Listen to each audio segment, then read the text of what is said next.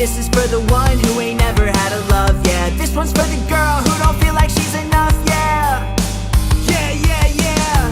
This one's for the cool kid playing on the school team, crying to himself cause he never had the prom queen. Head full of wants, but they said it's just a pipe dream, yeah. This one's for the kids like me, they ain't never had one thing. The ladies always turn their cheek, but they ain't let the fat ones sing. This one's for the kids like me, kept working when they had nothing. When people try to take their dreams, they stuck it to them, please don't change. For the nerds and the misfits, bullied by the rich kids, feel like they're alone even though they never did shit. Binging anime to find somebody they could fit with. Yeah, yeah, yeah. This one's for the people who ain't ever give a fuck, for the people who are down and they just feel like giving up. And this is for the people fighting thoughts that they're stuck. Yeah. This one's for the kids like me, they ain't never had one thing. The ladies always turn their cheek, but they ain't let the fat ones sing. This one's for the kids like me, kept working when they had nothing. When people try to take their dreams, they stuck it to them, please don't change. When we get knocked down, we get back up. No, no, no, we're not gonna take it. When we get knocked down, we get back up. No, no, no, we're not gonna take it. Get knocked down, you get back up. Nah, nah, nah, we're not gonna take it. Yeah. Holy shit. What's going on, everybody? How are we doing? It is the 3rd of January, 2026. I'm Alex. I am here. And wow. We had a day today, y'all. We had a day today. Nate, what's going on? How are you? Happy to see you here. Yeah. Today is going to be talking about United States bombing Venezuela and capturing Maduro.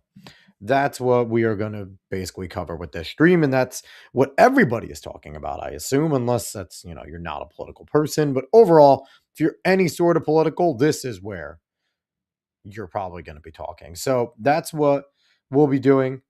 Before we get into anything like that, again, just want to say hello to anybody who's watching out there, whether you're on YouTube, X, Facebook, Kick, or Rumble. Like, share, follow, all that good stuff. Go follow us on the socials at the Alex Cuesta Show. And this is a Hangout stream. So the rules for the Hangout stream, and I'll be throwing it out there every so often, is if you want to come hang out, you have something you want to talk about, you want to shoot the shit, or you just want to join in and do commentary with me on things I want to talk about. Today it's going to be Maduro and the strikes. Feel free to DM me. Let me know in the chat if you DM me, because I probably won't check my DMs. But yeah, and I'll send you a link, because that's what the Hangout streams are. Now, I'm trusting people to not come and nuke the stream, and please have a decent mic. You don't necessarily need a camera. You can use an avatar. I don't care about that. Or if you're a VTuber, that works too.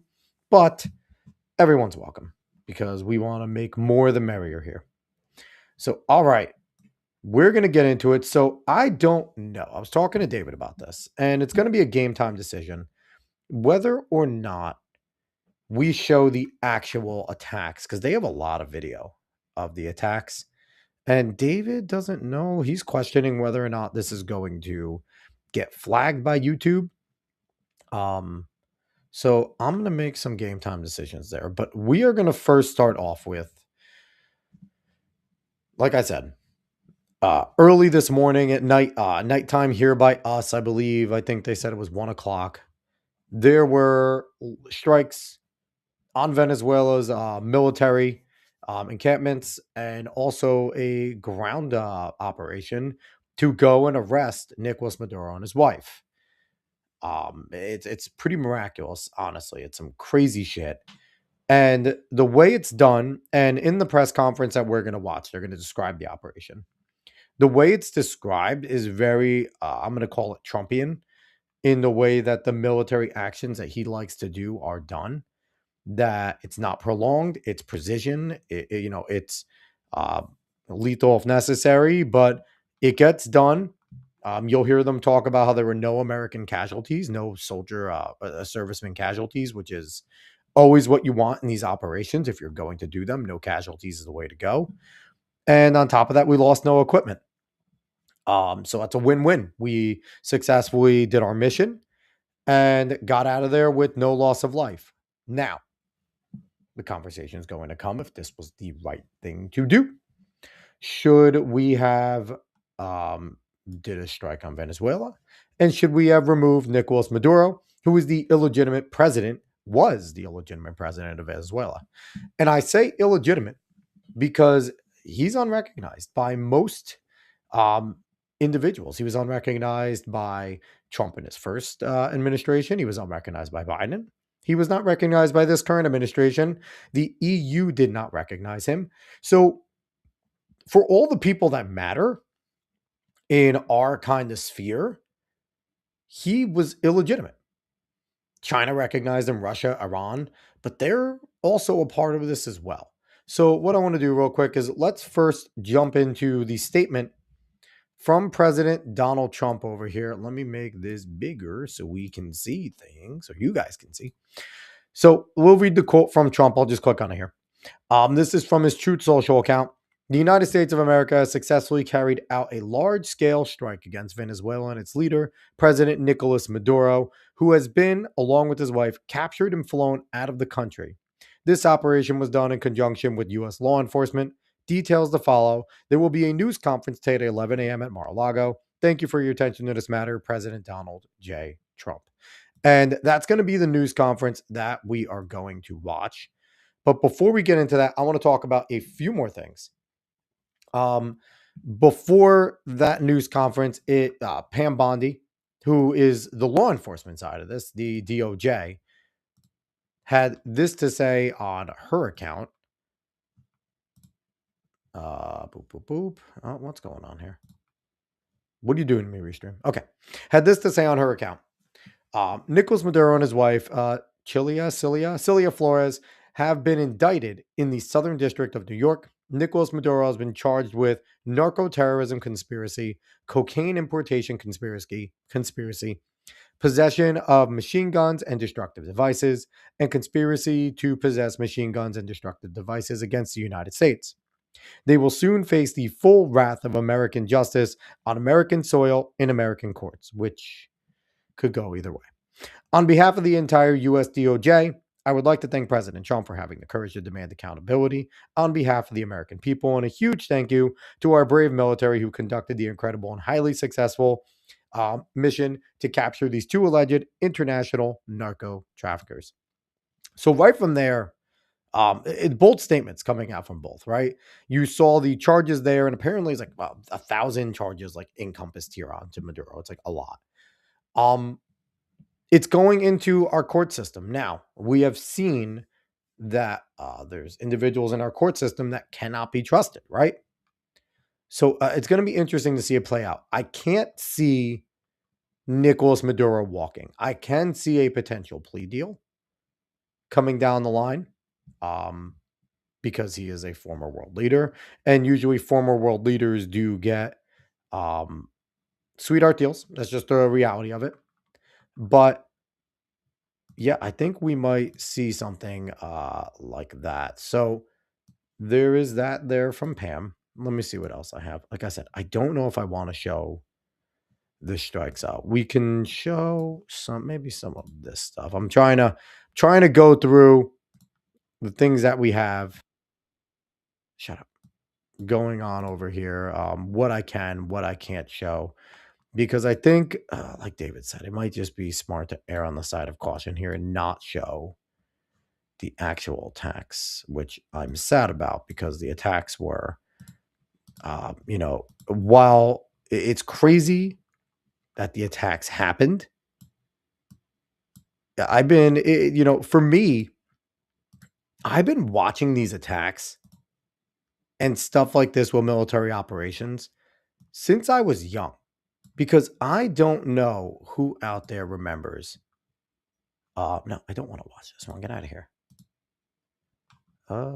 Let's do this one. But so we're gonna read Mike Lee's thing here real quick. But I don't know if anyone remembers back in the day when we were going into Iraq initially, and they did Operation Shock and Awe, and they had Operation Shock and Awe on the on TV, and I just remember as a kid watching it, and it was crazy to see. Now it was all in like infrared, but it was wild to watch something like that unfold, and for it to be able to be on TV on primetime, believe it was on Fox News. It was just, as a kid watching that, it's like I'm watching war. And I don't know, there was something about that that just made me feel,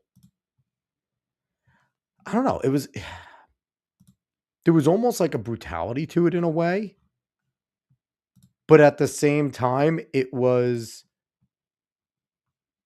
like I knew it was going on somewhere else, and we were also so hyped up on the attacks in the World Trade Center happening and stuff like that, that it, in a weird way, it was a little cathartic to see it go on.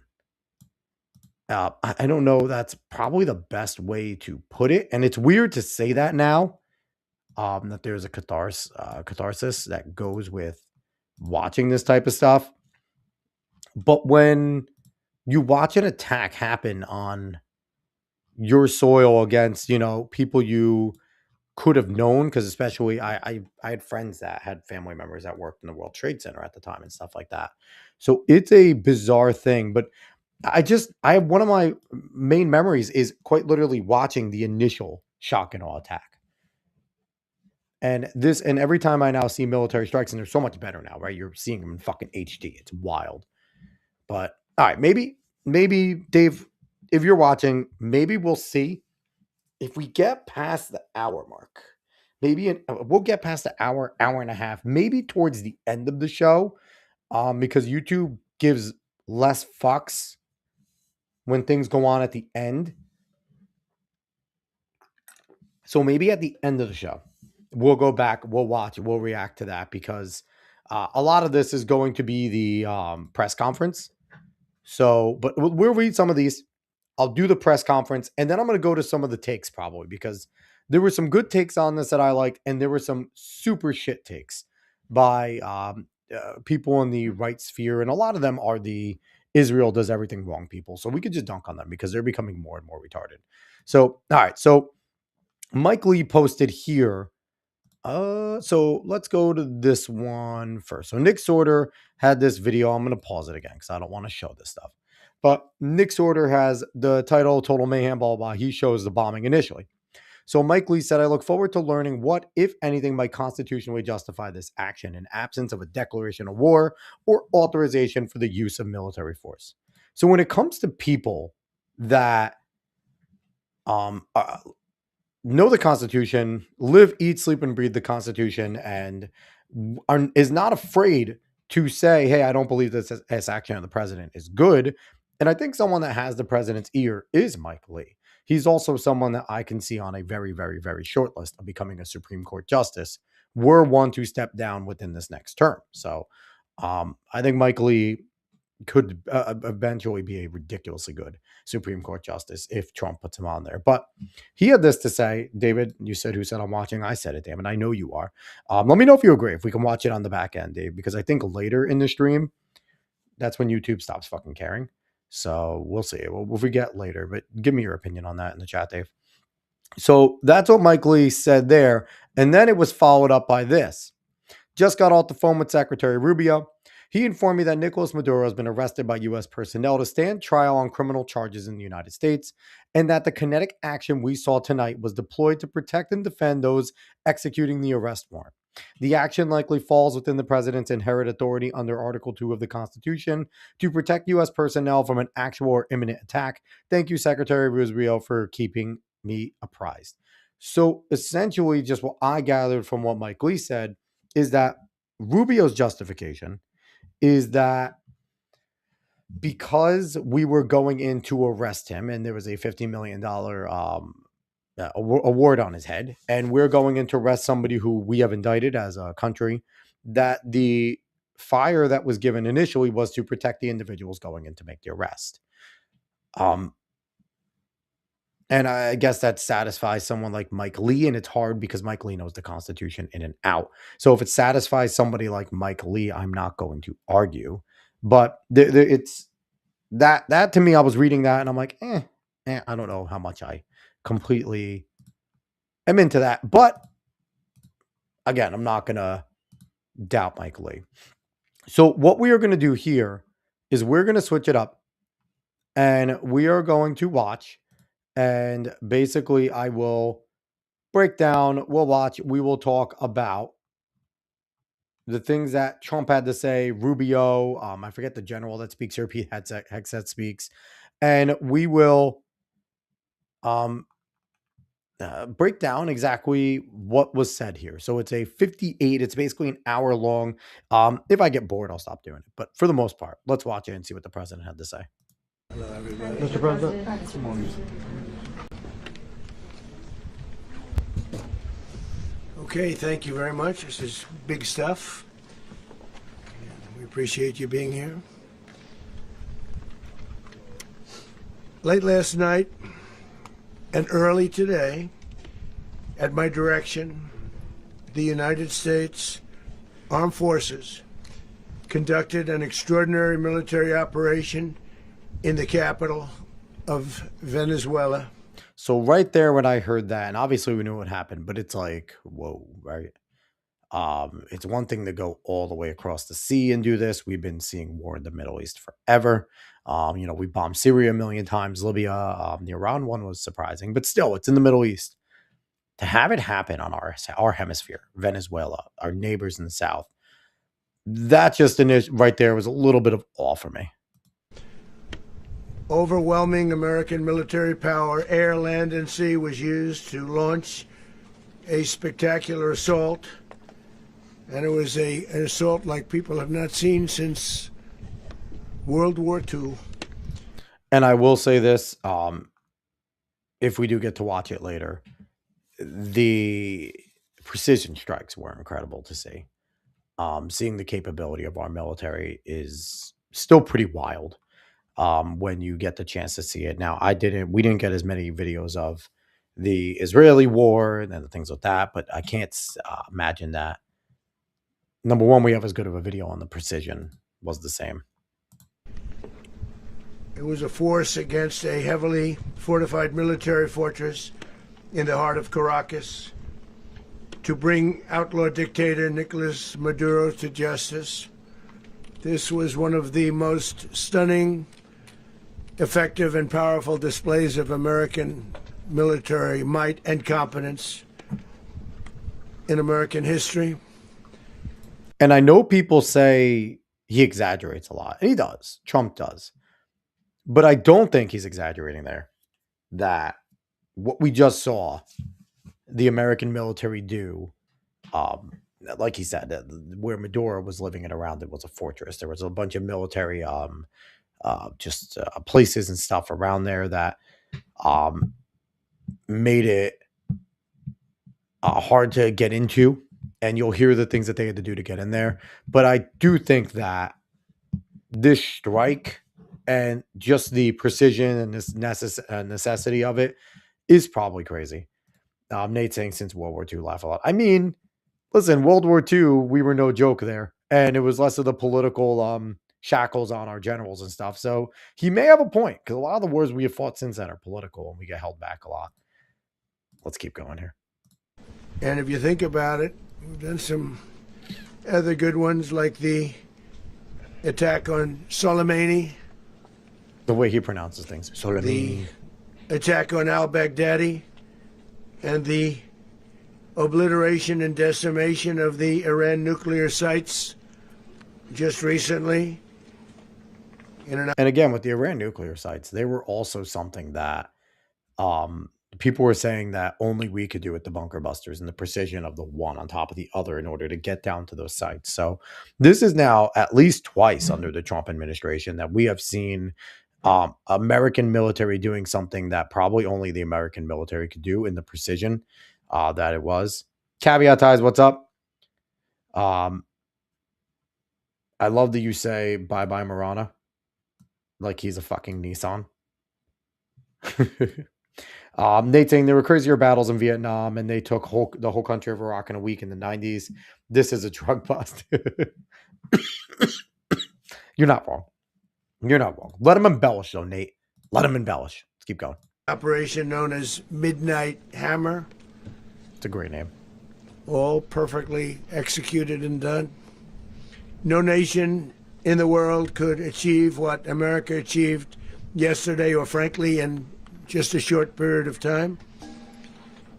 All Venezuelan military capacities were rendered powerless as the men and women of our military, working with U.S. law enforcement, successfully captured Maduro and the... So I think something he said there, which if it's accurate, that's crazy, that if they rendered all Venezuelan military capability done, like, did he mean all in the area of Caracas or all in Venezuela? Like, I don't think, and I know there were more strikes outside of just Caracas because it was reported there was a few different areas where they did some strikes. So was this to just cripple Venezuela as a country and as a military?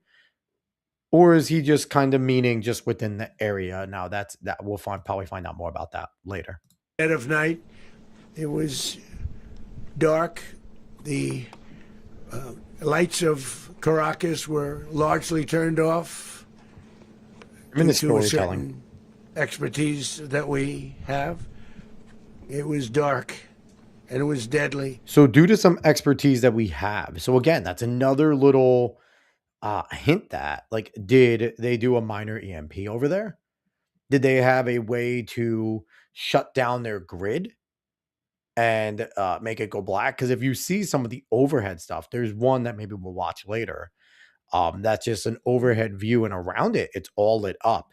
And then you just see little bursts of fire. And it's in a dark area. So was this were they able to corrupt the grid in Venezuela to only shut that spot down? But captured along with his wife,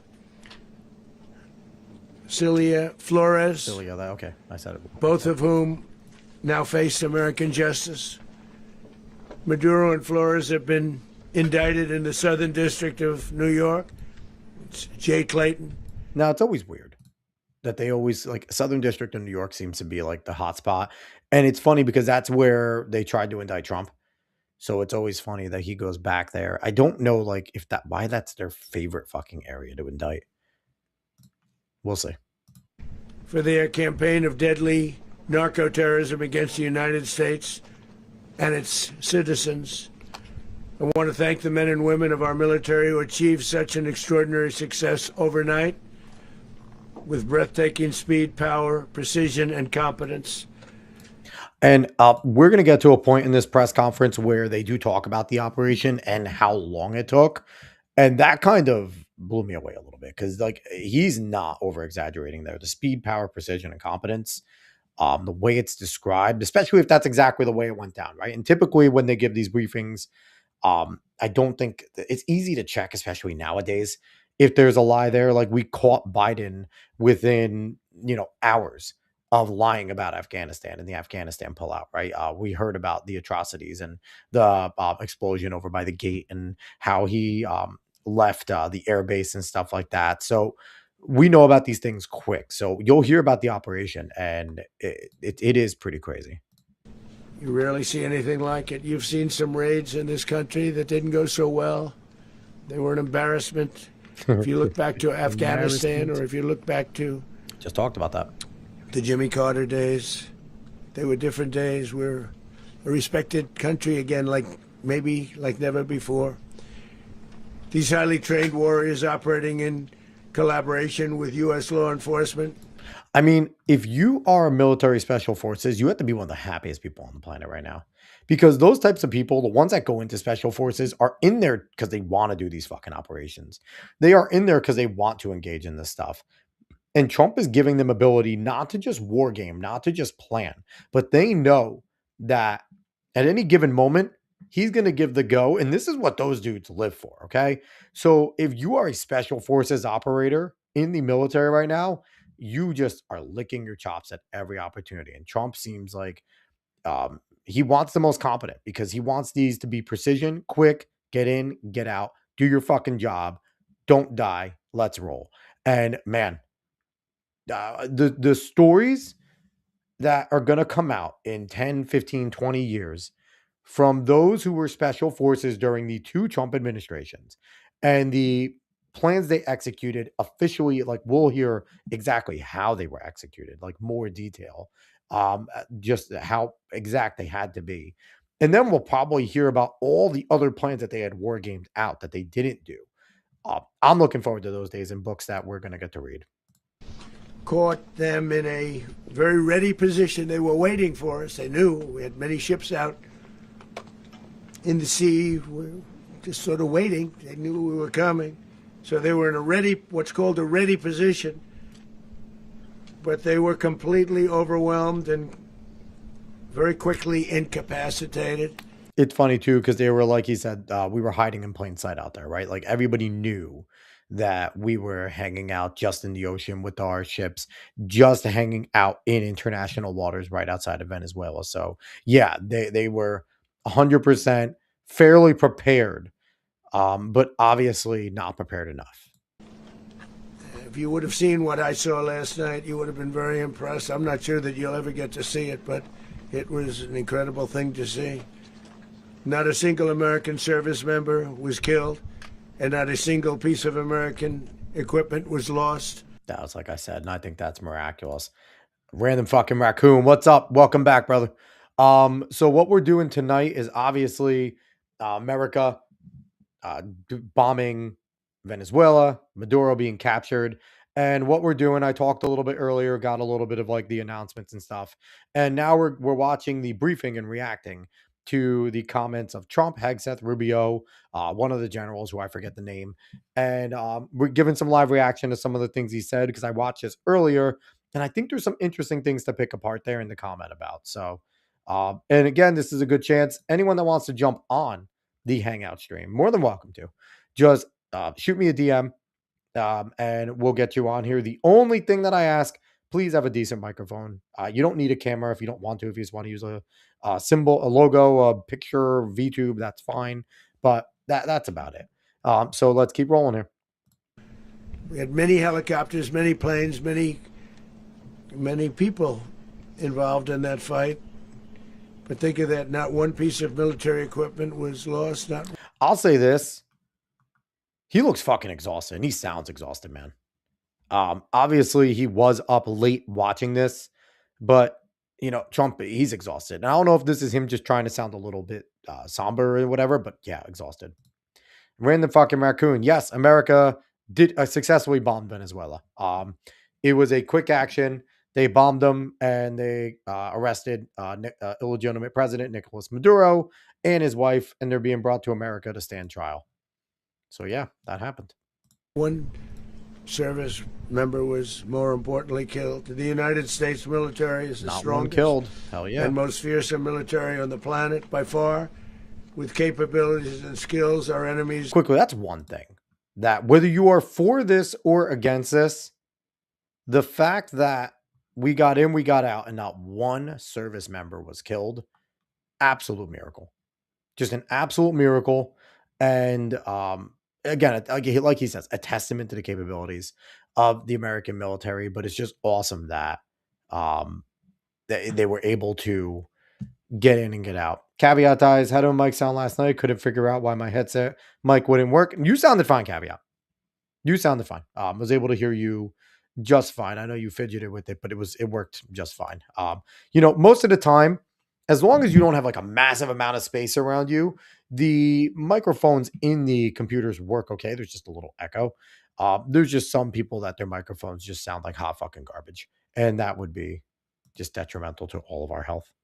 Can scarcely begin to imagine. We have the best equipment anywhere in the world. We're the best, all the There's best. no equipment like what we have, and you see that even if you just look at the boats. We've knocked out 97% of the drugs coming in by sea.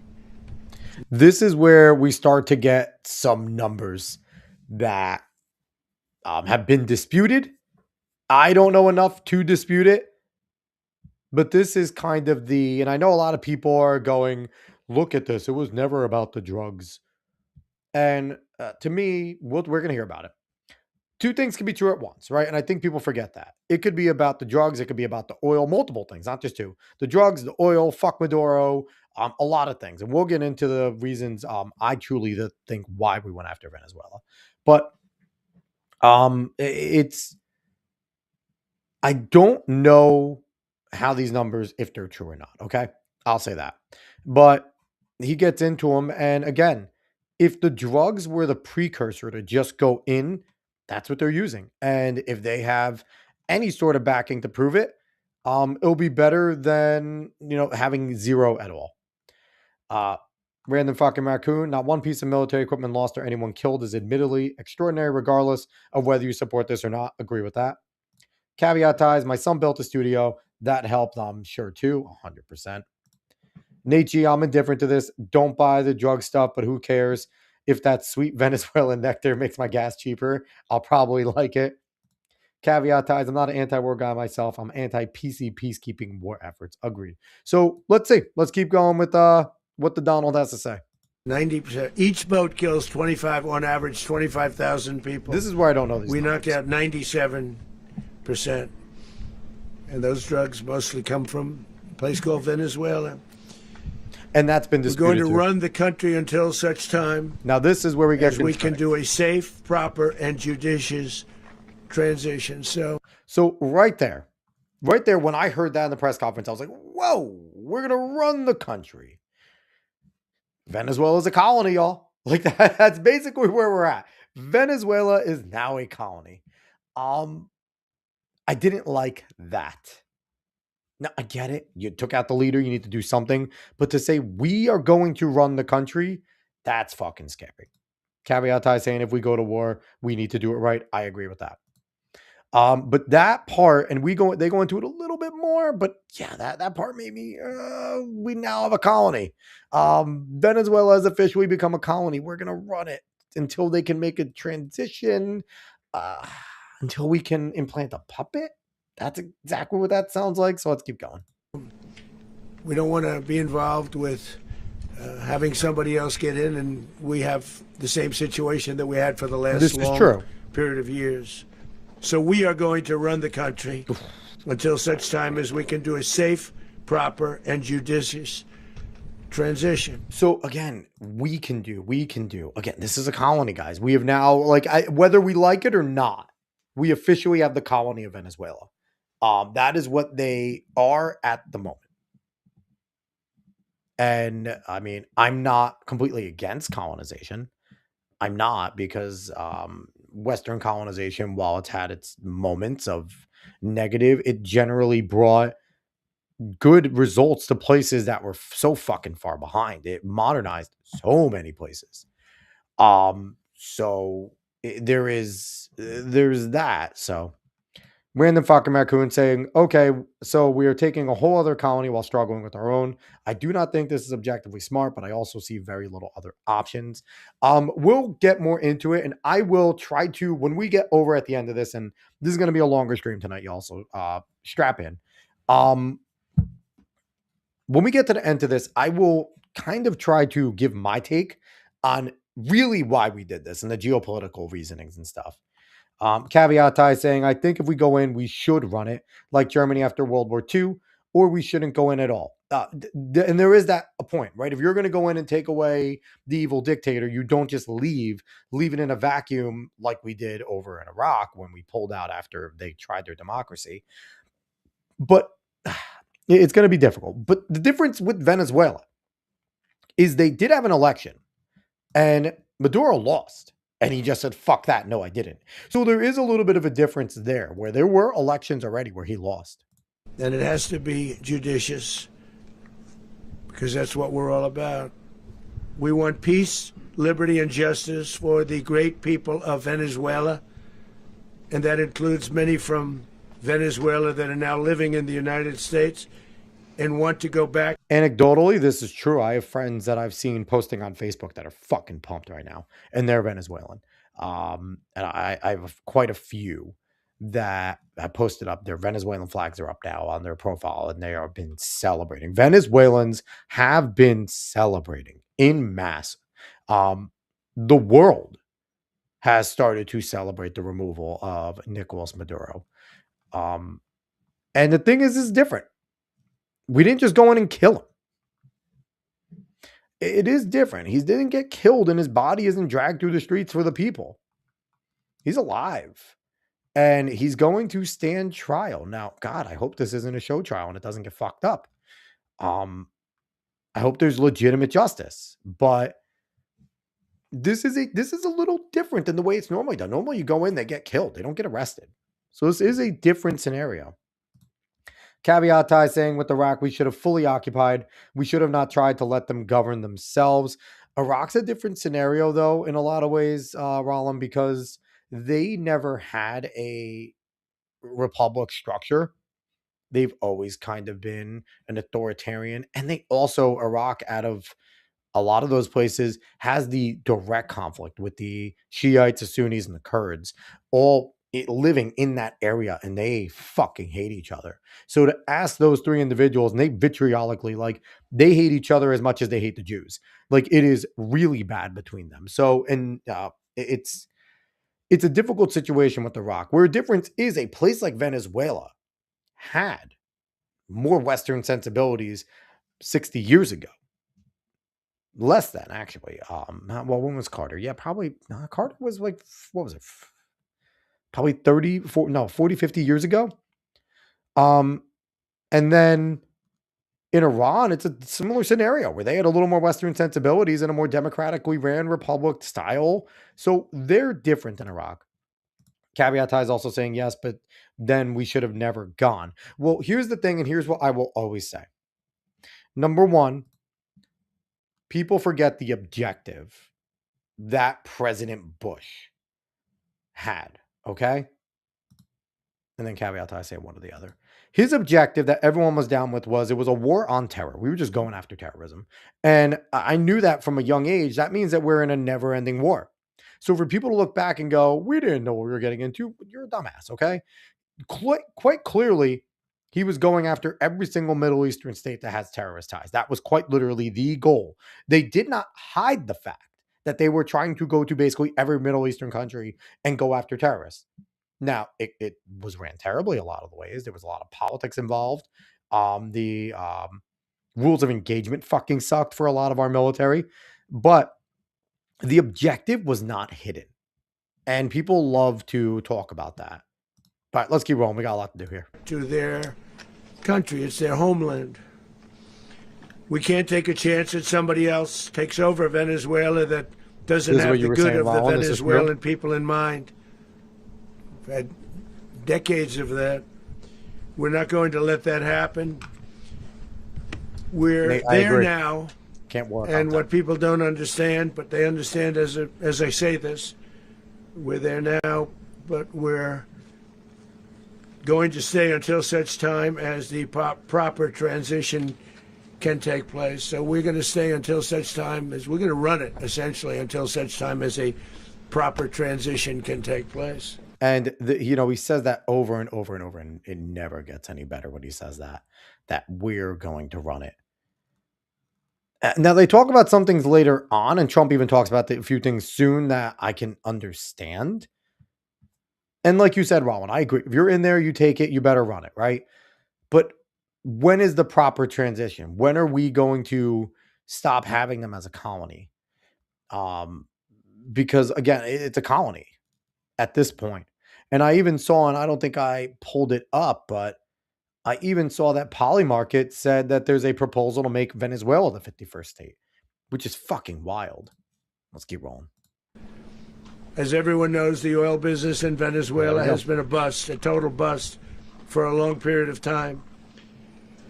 They were pumping almost nothing by comparison to what they could have been pumping. Very true. And what could have taken place. And now the history of that is too, and everyone is like, it's oil. It's, of course, a part of it's the fucking oil, people. Like, and the history of it is, and Trump will talk about this, Venezuela has the most oil reserves, and it's not even close. And it is true that we had interest down there. We had American companies. And once Hugo Chavez got down there, he nationalized everything, and Maduro kept that up, and they stole our shit. So there is kind of a precedent here for a U.S. president to eventually go, hey, fuck you, we're taking our stuff back. Rollins saying, I get that, but if we can form an actual stable republic in the Middle East, it would go a long way eliminating terrorist threats. Caveat saying it took several decades before Germany was able to run itself, Japan as well. We occupied them. I agree. Listen, if we can do it right, then I agree. But I just have less faith in government to do shit right, Rollin. I think you'd agree in that sense. Random fucking raccoon. He said the thing. He did the American thing, the oil. Yes, listen. It was always about, part of this was always about energy. But I don't think it's the reason why people think. And we'll get into that because everyone's thinking we're going to take the oil. I think there's something else there.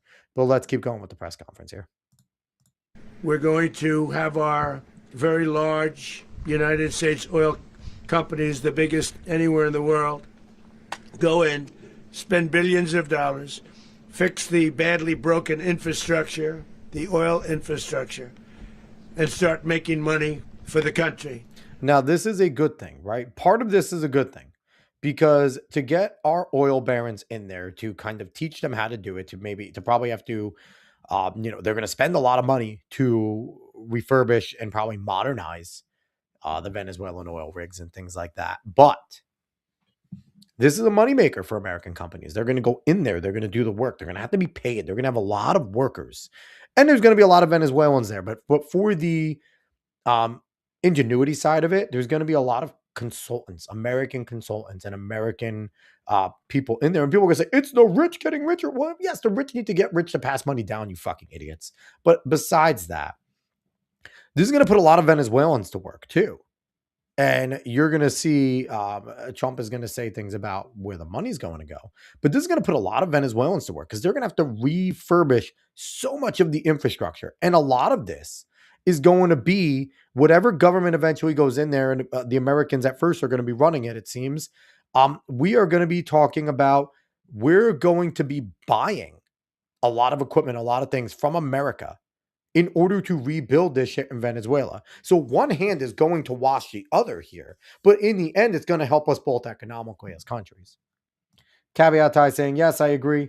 Thus, until America can get behind occupation, we shouldn't go in. Here's the thing, Rollin, no one is ever behind occupation. I really don't think so. I think even when the age of exploration was going on, there were probably plenty of people that saw problems in their own countries and was like, the fuck are we doing, right? I don't think we're ever ready to go and occupy another people, especially the United States. I think it's a weird thing for us. But if we could see the fruits of it, unlike the Middle East, if we could see fruits from this, if we can see an economic boom, if we can actually turn Venezuela into a powerful ally and not an adversary in South America, and the way Venezuela goes in that area, God, everyone, there was a bunch of puppets. My family's Ecuadorian. Ecuadorian's leadership was a ton of puppets for Venezuela for decades. They finally broke off. We've seen a ton of political strife in Ecuador, but they broke off over the last decade. And it's been a lot of strife because Venezuela is trying to get them back. But the conservatives have been fighting hard in Ecuador.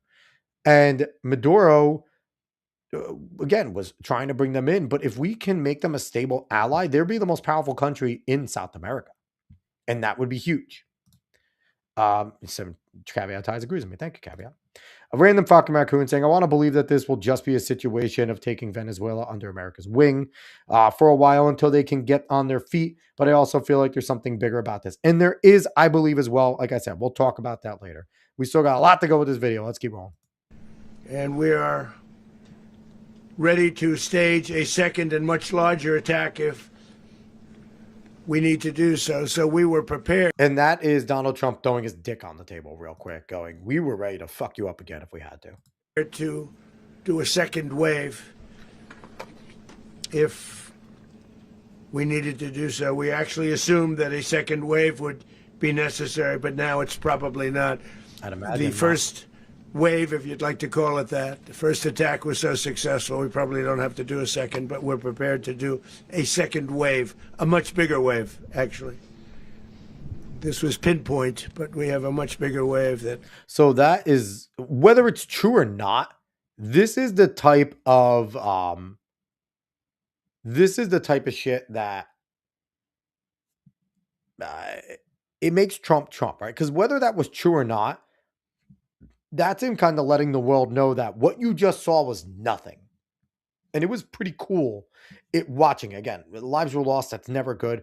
But what you just saw was a blip of what we could do. That's ballsy talk. That's big talk, not to just us as the American people, but to adversaries, to China, to Russia, to Iran, to India, to anybody that wants to fuck around.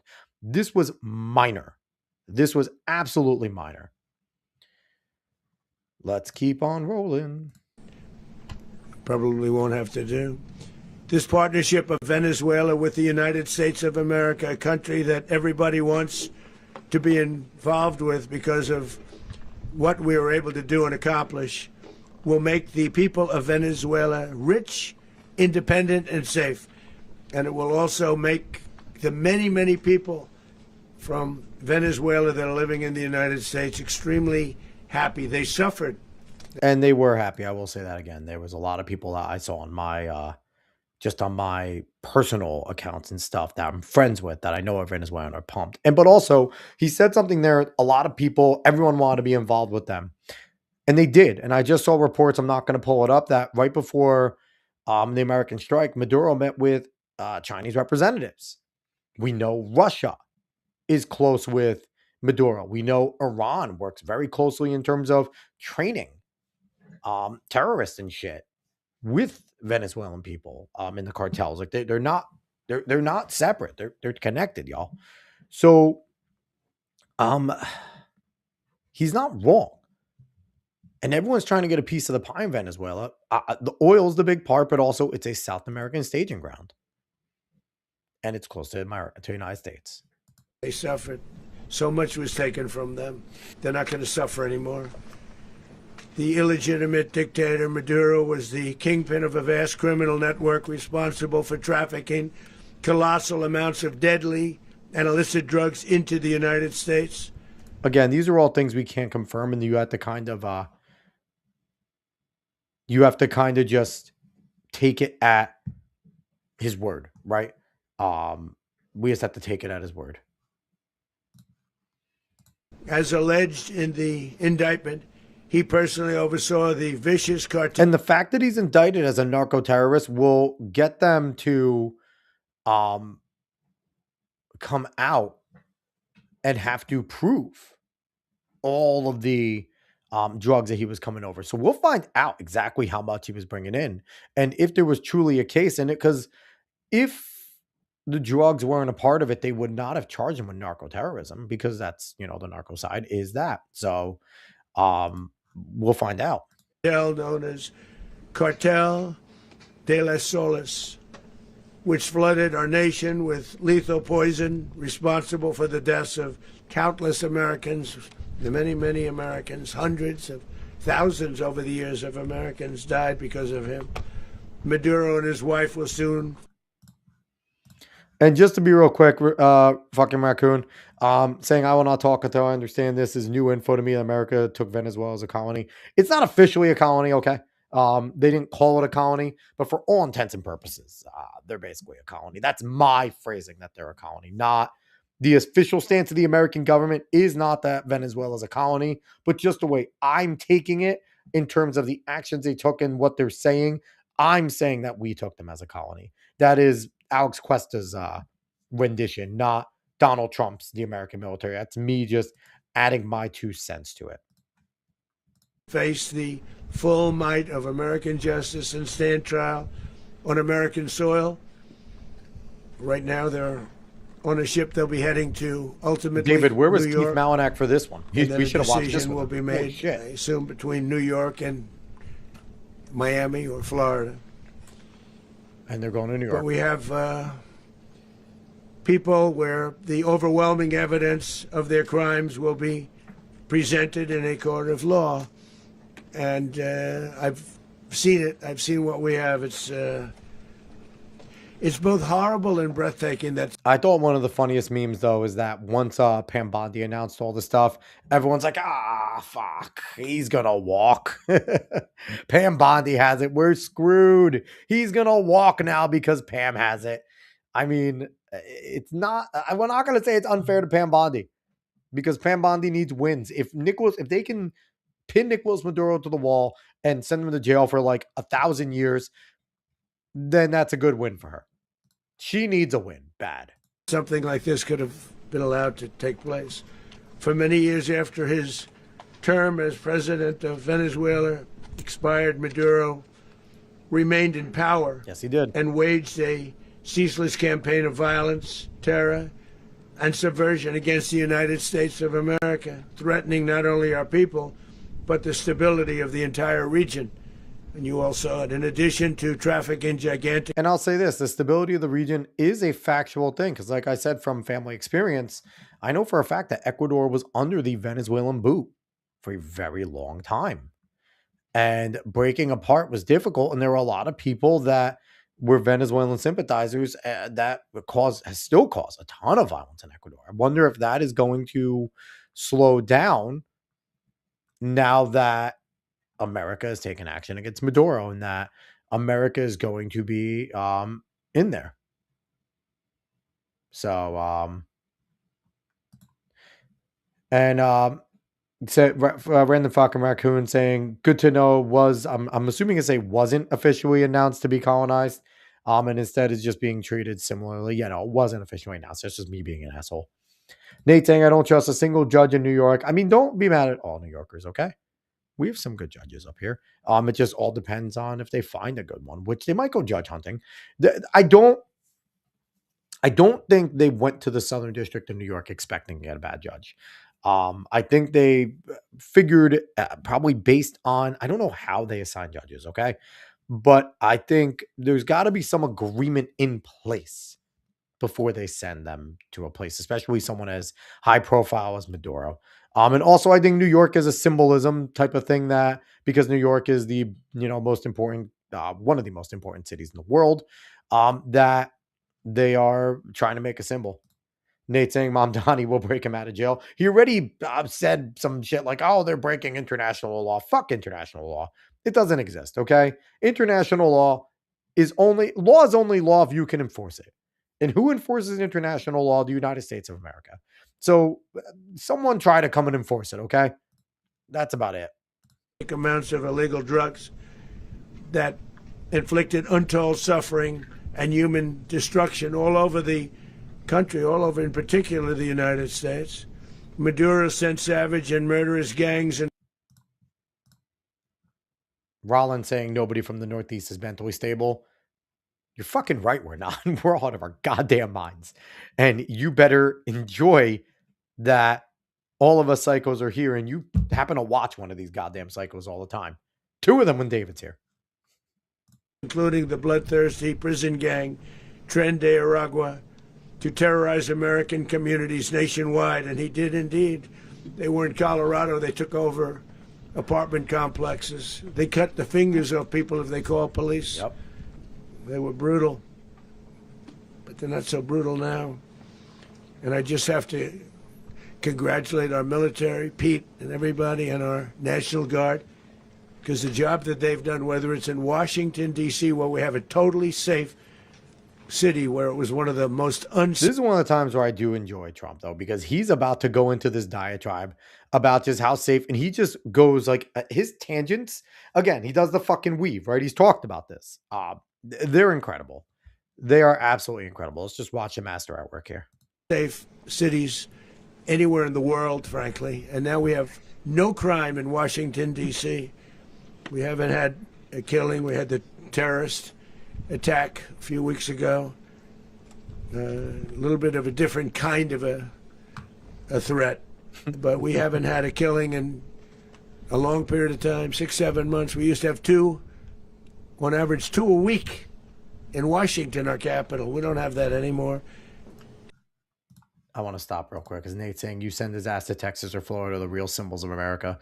So real quick, let's talk about this. Texas wants to secede. Still, most of those motherfuckers want to secede. As much as I love Texas, Texas is free. Texas is awesome.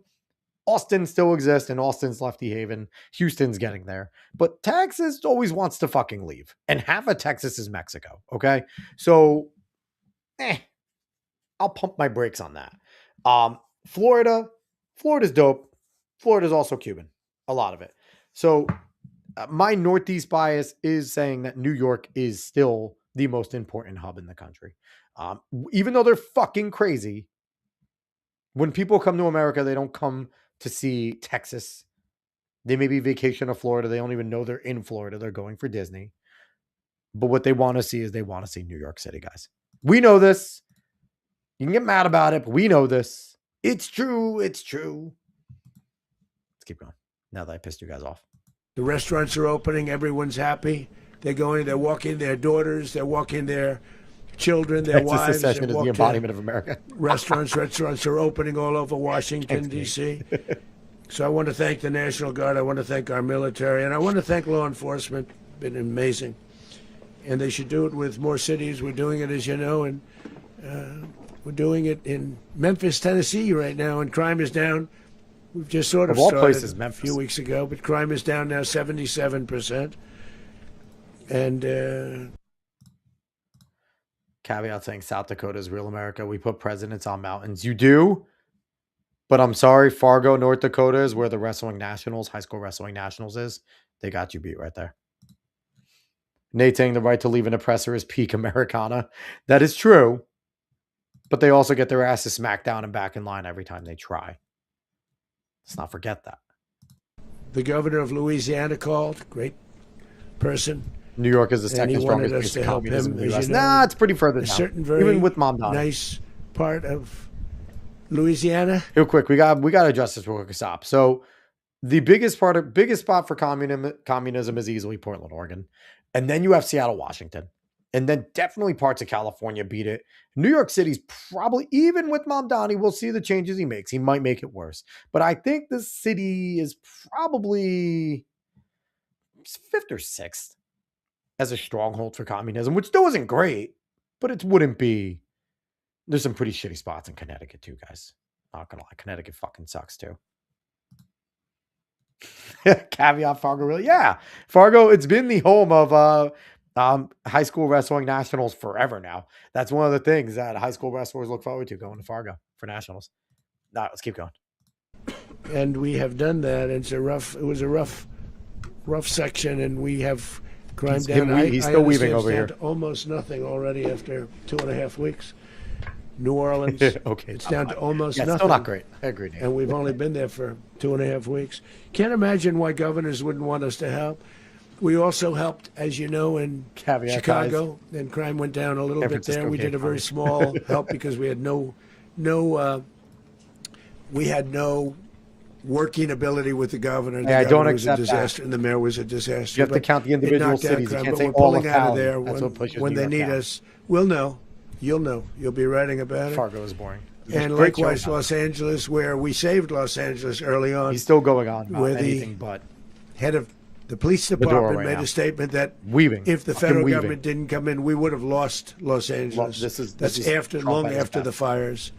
That's when they had the riots in Los Angeles. We did a great job. Got no credit for it whatsoever. I'm talking but about that's something okay. else. It Let me doesn't just matter. pat We don't myself need on the the back credit. for 5 minutes straight. But we'll be pulling out when they need us. They'll call, or we'll go back if we have to. We'll go back.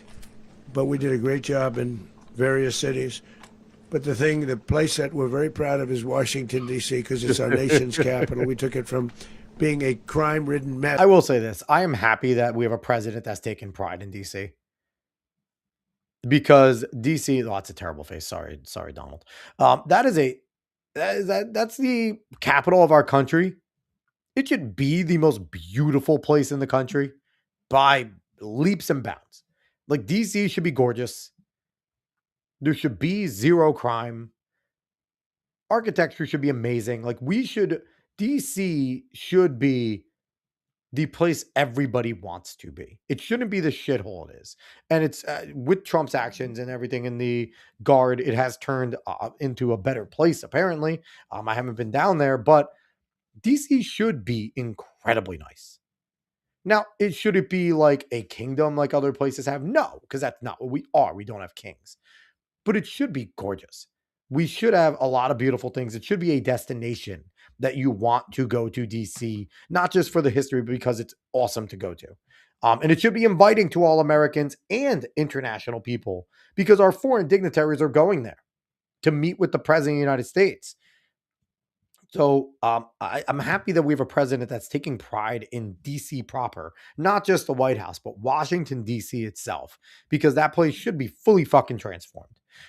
There's no reason why Hamilton or a political play should only be major in New York City. There should be, they have the Kennedy Center. Fargo should be, Hamilton should be up there with the main cast, really putting it on. Now, I think Alexander Hamilton's a shithead, but it's a relevant play very loosely about our founders, but it's something that we should have that there, and we should have a lot of nice things in DC. To being one of the safest cities in the country.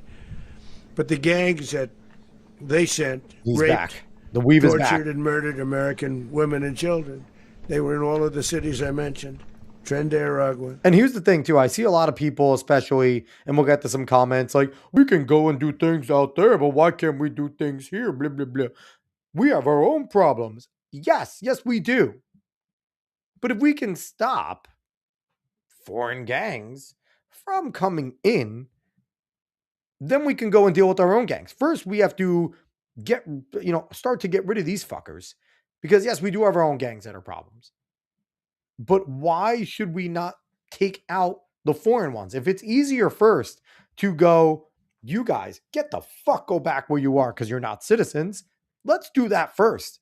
And then when they're all gone, then we can go and say, all right, we got breathing room. Now let's get to work on our domestic.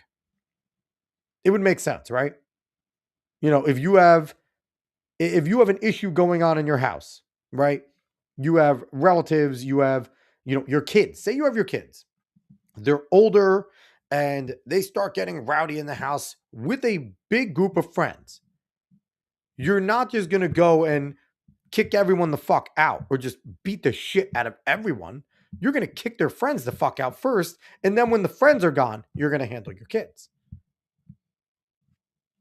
Similar thing. Kick the friends out, handle the kids. Except these illegals and especially the gang members aren't friends to us.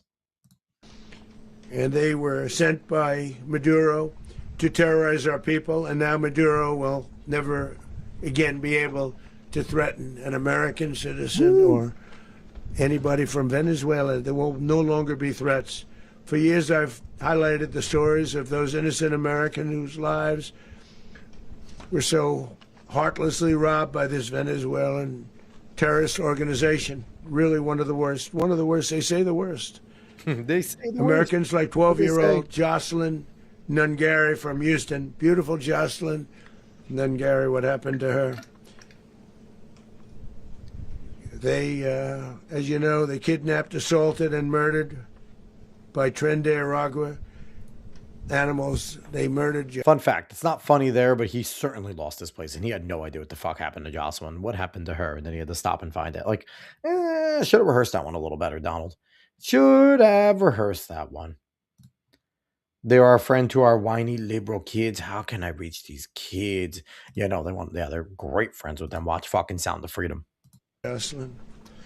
And left her dead under the bridge. There was a bridge that will never be the same to so many people after seeing what happened. As I've said many times, the Maduro regime emptied out their prisons, sent their worst and most violent monsters into the United States to steal American lives. The proof of that is when we wanted to send some of these Venezuelans back, Maduro and the regime said, no, we won't take them, and refused to let our planes land. So, people could say that maybe with some of the individuals that he's talking about, maybe he's being a little bit, exaggerating. But obviously not with Venezuela, because the Venezuelans wouldn't fucking take these people back. And they came from mental institutions and insane asylums. They came from prisons and jails. The reason I say both, they sound similar. Actually, prisons a little bit more hostile, a little bit tougher.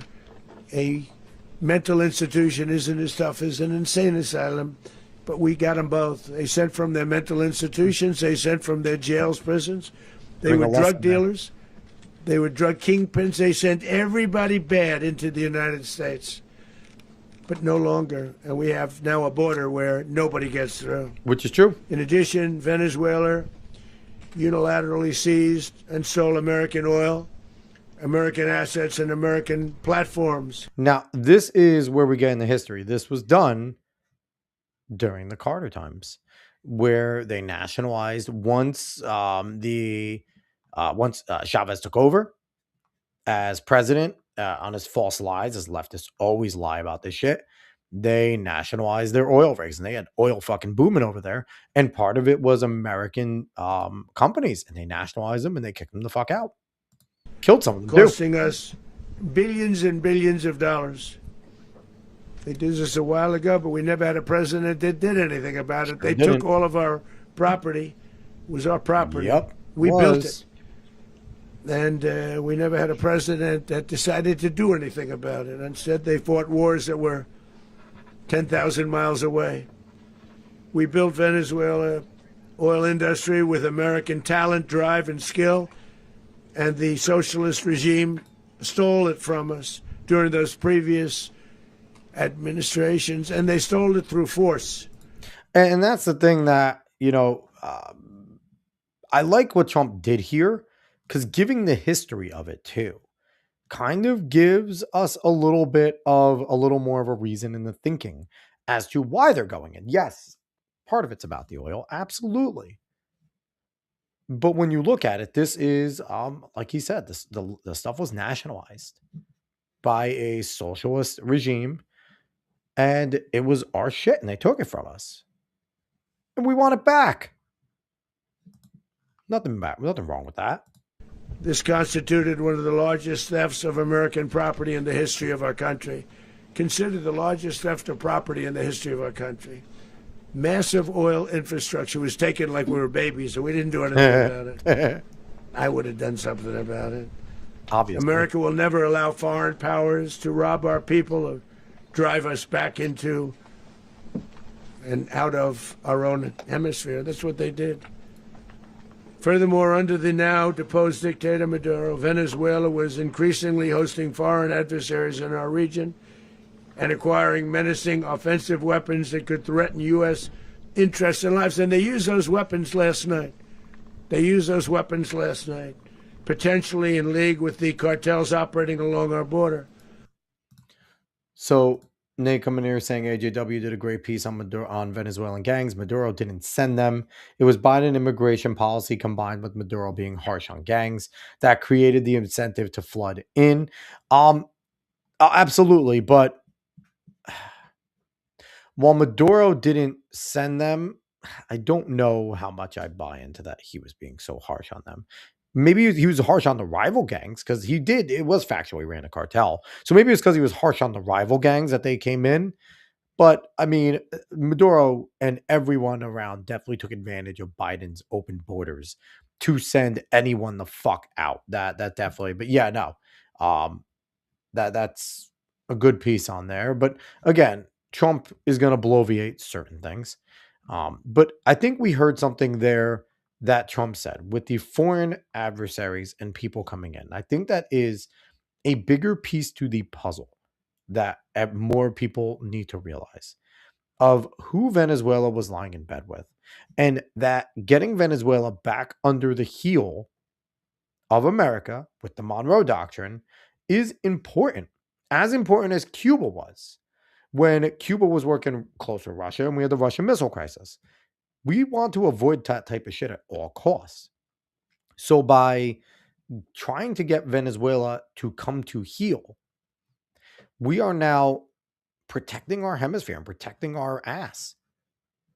Because like I said, they were doing a lot of deals, a lot of negotiation, a lot of meetings with BRICS countries, specifically Iran, specifically China, specifically Russia.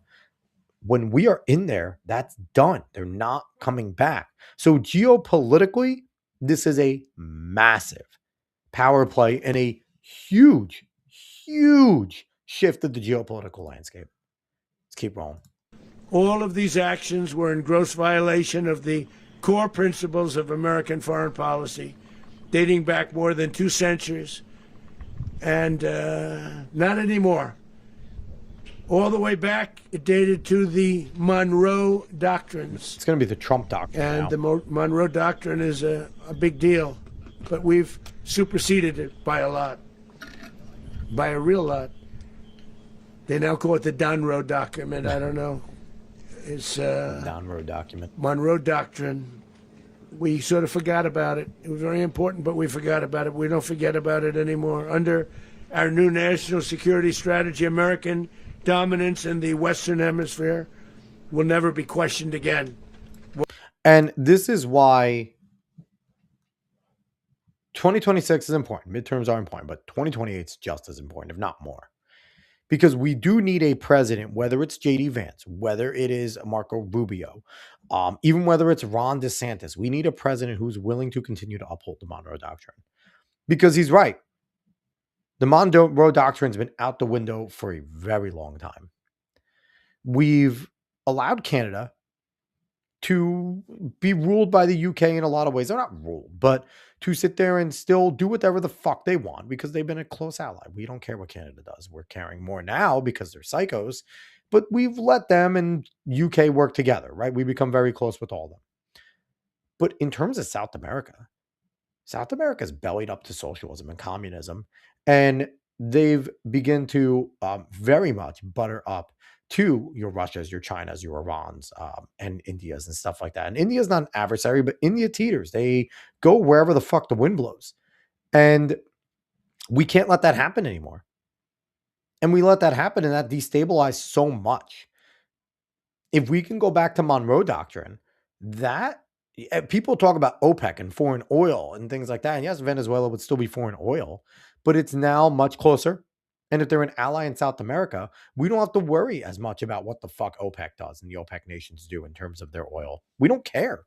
We don't have to care about Russian oil. Fuck them. And if we can work with Venezuela and we can go back to putting our American companies there to also make money, we then pump in a bunch of money into our economy as well. We talk about an energy crisis. Let's fucking go, guys. Let's start to solve this energy crisis. Won't happen.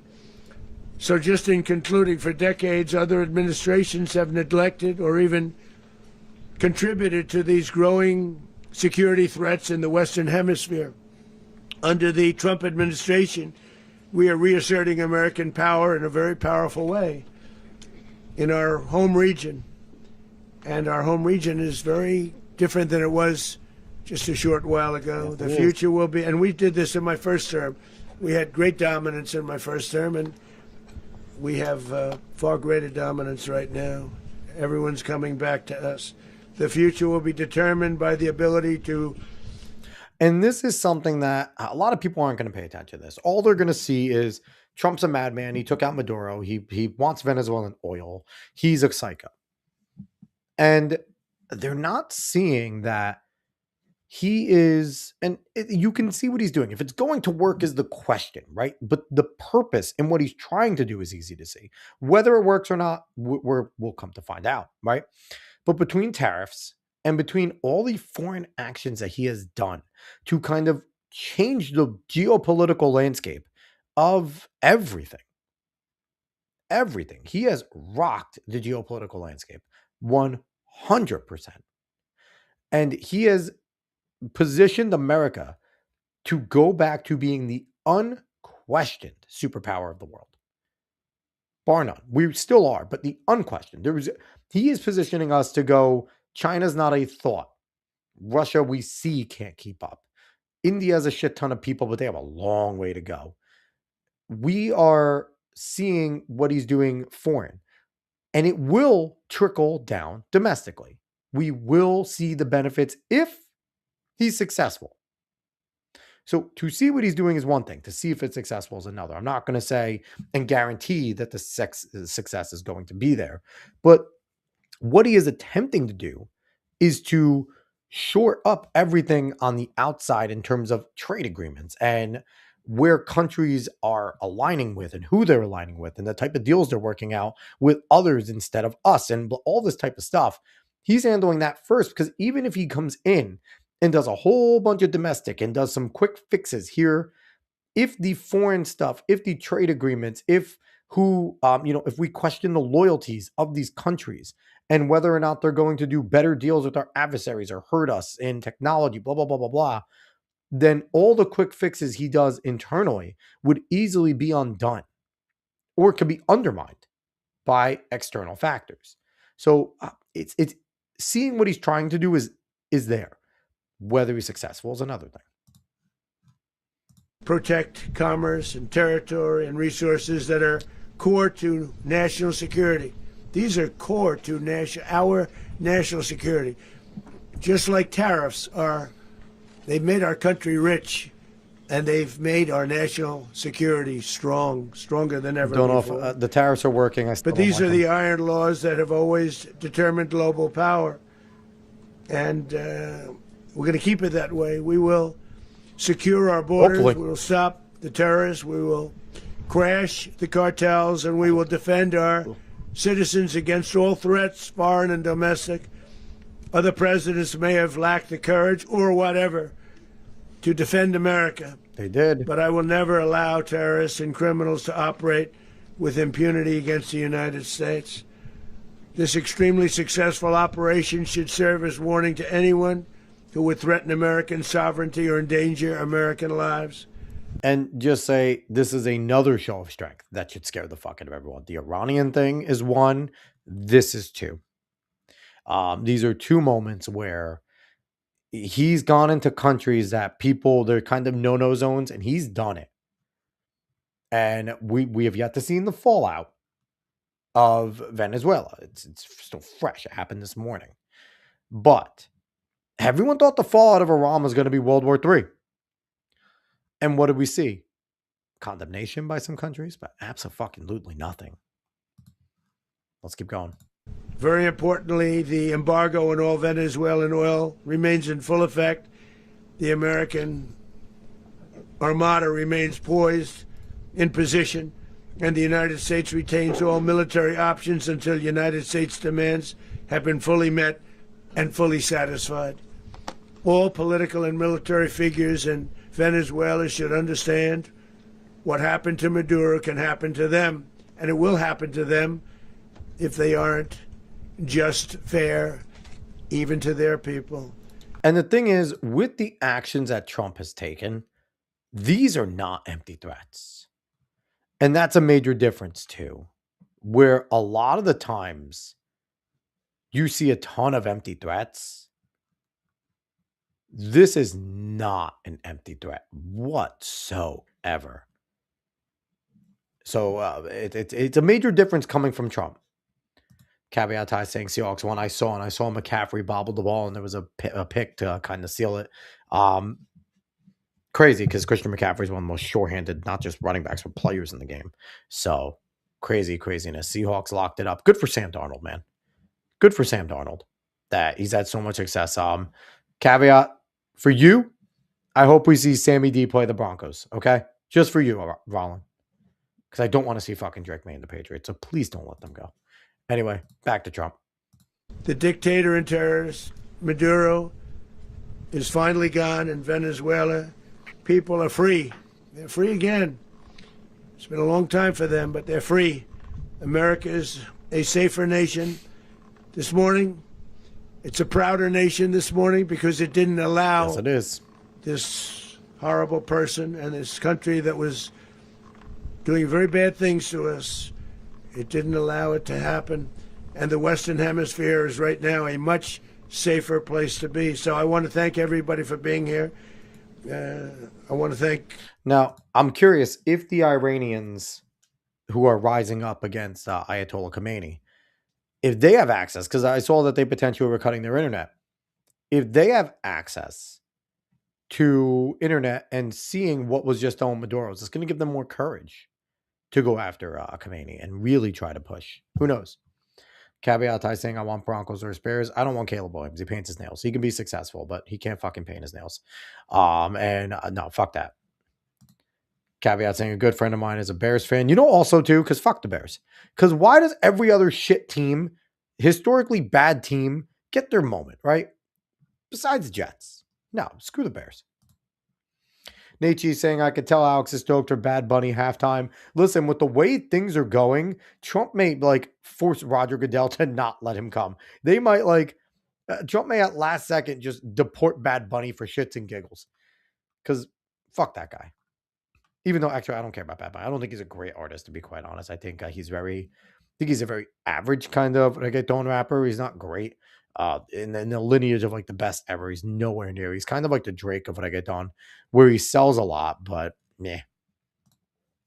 Nate's saying Bears are the biggest frauds in the NFL. Be careful there. People were saying Indiana was one of the biggest frauds in college football, and Indiana just curb stomped the Crimson Tide, which I have to say, the college football playoff right now, the semifinal is chef's kiss. No Alabama, no Ohio State. Georgia's gone. It's fucking awesome, man. Awesome. Nate saying, just luck. I'll be betting against the Bears all playoffs. Okay, let's go back to Donald. General Raisin Kane, he's fantastic. Man, I've worked with a lot of generals. I worked with some I didn't like. I worked with some I didn't respect. I worked with some that just weren't good. But this guy is fantastic. I watched last night one of the most precise attacks on sovereignty. I mean, it was an attack for justice. Look at Pete Hegseth there. And I'm very proud of him, and I'm very proud of our Everyone Secretary of Hegseth War, was supposed to be a Pete drunk, Hegseth, who can't I'm do going his to ask job. to say a few words. Thank you very Let's much. hear Pete talk here. Mr. President, can you explain how the U.S. will run Venezuela? Well, thank you, Mr. President. Trump's reaction's fantastic there. Hold on. I want to go back real quick because that was fucking funny to me. After he says he's going to get Pete Hegseth, the moment the guy asks a question, Trump's like, this fucking moron. Much. So he goes Mr. off. President, can you explain how the U.S. will run Venezuela? Trump's just like, shut up. Well, thank you, Mr. President. Finally, a commander-in-chief the world respects and the American people deserve. And as the president said, words can barely capture the bravery and the power and the precision of this historic operation. A massive joint military and law... Now, I have to say, you're going to see a difference between Pete Hegseth speaking and when Marco Rubio goes up to speak. Pete Hegseth is fine. But Pete Hegseth is going to have no more political future. Maybe he can go into the House. I don't see him being a senator, but his political future is kind of done here unless he wants to, again, a House member or whatever. It's probably a step down from where he is. But he's fine speaker, but Marco Rubio, when he comes in to speak, just blows him out of the water. Enforcement That's raid later flawlessly executed by the greatest Americans our country has. But I do like to Pete a offer. lot, so. American warriors are second to none. The best in the world and the best. Nate coming in saying Caleb Williams has 57% completion percentage in 2026. Listen, that offense is not Caleb Williams. He makes enough plays. He makes some good throws when he needs to, but that whole offense is the running game. The running game in that defense is really good over in Chicago. Of our country. What all of us witnessed last night was sheer guts and grit, gallantry, and glory of the American See, warrior. Hegseth is someone that if he was I'm my simply coach, I'd humbled be pumped. By such give a men, good, such rousing men. And I speech. tip my hat to our chairman, Dan Raisin Kane, and all those Americans I love his name is Raising who Cane. stood watch last night. Our warriors are the elite of America, and again, President Trump has your back. No other country on planet Earth, and it's not even close, could pull this kind of operation off. And no other president He does gas it up. has ever shown this kind of leadership, courage, and resolve. The most powerful combination the world has ever seen. As the president said, our adversaries remain on notice. America can project our will anywhere, anytime.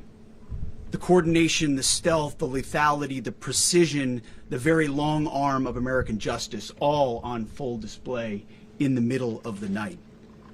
Nicolas Maduro had his chance, just like Iran had their chance, until they didn't and until he didn't. He effed around and he found out. President Trump is deadly serious about stopping the flow of gangs and violence to our country. Deadly serious about stopping the flow of drugs and poison to our people. Deadly serious about getting back the oil that was stolen from us. And deadly serious about reestablishing American deterrence and dominance in the West. So you see, they kind of opened it up, right? They've opened up the reasoning more. It's not just about now the drug votes. It's obviously about getting back our oil. It's about stability in the region. It's about who they have been keeping, who Maduro has been keeping ties with. So we're now getting the multiple reasons. The drugs were just the initial staging for us to try and go in. They're making it obvious. They're not hiding it anymore. Western Hemisphere. This is about the safety, security, freedom, and prosperity of the American people. This is America first. This is peace through strength. The Q&A is interesting. And the United States War Department is proud to help deliver it.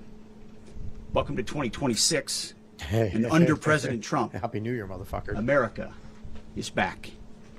I'd like to welcome now our chairman, Chairman Raising Cane, to give a few more details about the operation. Mr. Chairman. All right, we got Chairman of the Joint Chiefs here. Thank you, Mr. Secretary. Thank you, Mr. President, and good morning. Last night, on the order of the President of the United States, and in support of a request from the Department of Justice, as the President said, the United States military conducted an apprehension mission in Caracas, Venezuela, to bring to justice two indicted persons, Nicolas and Cecilia Maduro. This operation... No, I'm not gonna lie. This is the first time that I know we've done it where we've indicted others internationally and stuff like that. But this is the first time in my lifetime that we've gotten a world leader and are bringing them to justice for our own indictments. Because typically, another country indicts you, you tell them to fuck off, right? Like, they can't do anything. That's cool. It's a show thing. Usually it's a show thing when you do an indictment. This is the first time in my lifetime that it's like, there was an indictment, we are going to go and get them. It's bizarre. This is definitely a first in my lifetime. This Operation Absolute Resolve was discreet, precise, and conducted during the darkest hours of January 2nd and was the culmination of months of planning and rehearsal, an operation that, frankly, only the United States military could undertake. What I'd like to do this morning is talk to you through some of the preparation and the details, I like this part of it, without compromising any of our tactics, techniques, and procedures. There is always a chance that we'll be tasked to do this type of mission again. Our interagency work began months ago and built on decades of experience of integrating complex... Real quick, I just want to also talk about, and can we give a little bit of Trump his flowers? Because the first administration was leaks, leaks, leaks, leaks, leaks, leaks. The first administration couldn't have done this. I don't think it would have been possible. They're saying they had months of preparation. We would have heard about this operation when they started doing it. It would have been leaked to the Washington Post, the New York Times, and we would have gotten, are we going into Venezuela?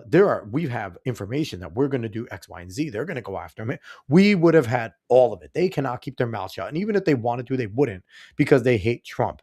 So we got to give Trump a little bit of flowers here that this administration has been generally air fucking tight when it comes to everything, whether it's the Iran attack, whether it's the attack against ISIS in Nigeria, whether it's the attack in Syria after we had our individuals just recently killed two of our service members and we came in and just fucking bombed them again. The ISIS members there, whether it's the Iran attack, which nobody expected to happen at that time. So the buttoned upness of this administration, we have to give Trump his flowers. We may disagree with some of the people he's brought on, but he has brought on people that just do what they're fucking told, keep their mouth shut. Even if we don't like the way they're doing it, they are not leaking in any way, shape, or form the same way that they did in the first term. Air, ground, space, and maritime operations. While the past 2 decades have honed the skills of our special operations forces, yes, they did. This particular mission required every component of our joint force, with soldiers, sailors, airmen, Marines, and Guardians working in unison with our intelligence agency partners and law enforcement teammates. So he said Guardians. What the fuck did Space Force have to do with this? I'm genuinely curious. What did Space Force have? What was their part in this? I don't think we hear what Space Force did. But were they like up in space fucking satelliting? Like, I don't know. It's craziness. I want to know what Space Force had to do. Because he said Guardians at the bottom. It's a badass name for them. Number 2, what did they do? In an unprecedented operation, we leveraged our unmatched intelligence capabilities and our years of experience in hunting terrorists. And we could not have done this.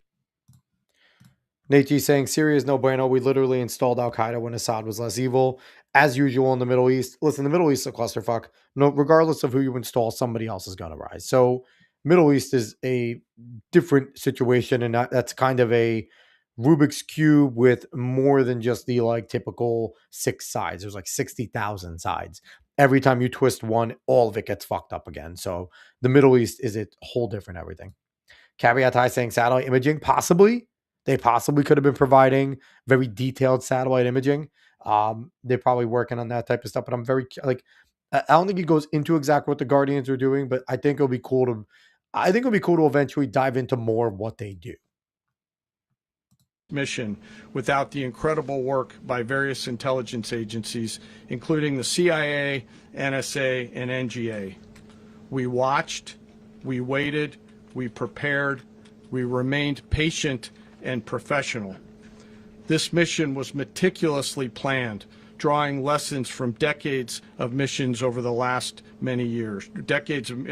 I would love to be a fly on the wall with some of these war games, especially under the Trump administration, because someone like General Kane and all these generals, for the first time in decades, are unleashed. Do your fucking job. There is no politics in your way. Do your job. We tell you to execute a mission. You come up with a competent game plan. You present it to the commander-in-chief. And if the commander-in-chief says go, go. None of this bullshit. Follow the Geneva Convention. Everything else, fuck off. And we are seeing what our military and what our generals are capable of when they are just allowed to go. And it's been, in terms of military precision and lethality, a beautiful thing. Missions over these last many years. This was an audacious operation that only the United States could do. It required the utmost of precision and integration within our joint force. And the word integration does not explain the sheer complexity of such a mission. An extraction so precise, which is, it involves more than 150 aircraft really cool. launching across the Western Hemisphere in close coordination, all coming together in time and place to layer effects for a single purpose, to get an interdiction force into downtown Caracas while maintaining the element of tactical surprise. So the thing is, 150 aircraft were involved. They moved in a coordination that, and Nate, this is why I think, when Trump said that this was a mission that is World War II level, maybe, and even Vietnam, it might not be in terms of like the sheer firepower and the sheer brutality, but I think when you hear about how it went down, the tactical necessity, and maybe, because they had so long to draw it up, it might get that asterisk, right? They had months to practice. They weren't in a hot war where they had to come up with the tactic on the fly and execute it, which makes things in Nam, things in World War II, things in Korea a little bit more higher up. But in terms of just the tactical genius and the efficiency of our military, our equipment, our soldiers, you're going to hear what General Kane says. It's actually, it's pretty fucking awesome. Failure of one component of this well-oiled machine would have endangered the entire mission, and failure is never an option for America's joint force. Those in the air over Caracas last night were willing to give their lives for those on the ground and in the helicopters. Our soldiers always are. Let me talk a little bit about the preparation. After months of work by our intelligence teammates to find Maduro and understand how he moved. So the thing is, we fucking shit on the CIA all the time, right? He's talking about the CIA there. That we had CIA spies doing hard groundwork in order to not do, and this is the problem where we've gone wrong. We've allowed the CIA to try and do operations, right? We've allowed the CIA to do these color revolutions on the ground, which we're probably seeing in Iran right now. We've allowed the CIA to do these types of things, and they've been unsuccessful for years. Yes, we may have gotten some change, but we've gotten some change by partnering with revolutionaries who still don't align with American values. Where here, the CIA was used for what the CIA is supposed to be. They shouldn't even have a fucking gun. Okay? They're on there to collect information in hostile territory, relay it back, come home when your mission is done. And that's what he's talking about. The CIA and probably other intelligence, foreign intelligence groups that are in our military, but generally it's the CIA that leads these types of spy operations. Where he lived, where he traveled, what he ate, what he wore, what were his pets. In early December, our force was set, pending a series of aligned events. Key was choosing the right day to minimize the potential for civilian harm and maximize the element of surprise. And this is another thing that sets us apart, right? Sets the West apart in a lot of ways. Part of the calculation was, let's kill 0 to as limited civilians as we can. We want to make it so that when we go in there, the only targets that we go after, the only people killed, are military assets and those we are going after.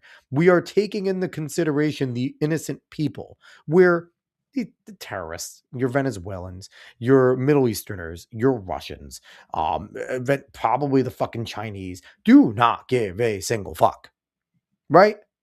So it's something that the fact that that's mentioned and that's a part of the planning process. Again, it follows in with international war law, things like that.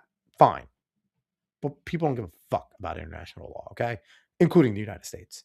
So it's actually something that I think needs to be pointed out, that was a part of the war planning, was not killing people if we can prevent it. Because you'll see, if you watch the videos, where the hub is in Caracas, there's civilian houses all around it. So they need to be precise with these strikes. Nate's saying the precision is impressive, no doubt. It is. It is. Let's we have another comment here. Nate's saying the ability of the American military is unmatched, but I lived and am well read on the Middle East mess. I'm not giving any one of these generals a benefit of the doubt. The only benefit I will give them, Nate, is they were being hamstrung by politics. The politicians were running the show. It wasn't them being allowed to do their jobs, because initially shock and awe was a fucking massive success. And like you said, we took Iraq in a week when our generals were allowed to do their job. We get we're into Afghanistan. Afghanistan's a muddy mess. We're not allowed to just go in and do our part in Afghanistan. And that becomes a big fucking problem. Same thing with Nam, same thing with Korea.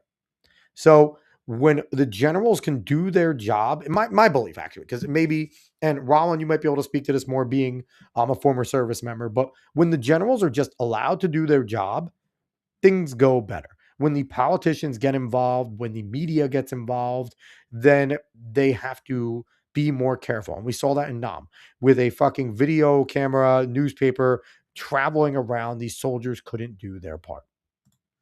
Let's keep rolling here with the operation. Minimize the harm to the indicted personnel, so as the president said, they could be brought to justice. And as the president said earlier today, weather in Venezuela is always a factor this time of the year.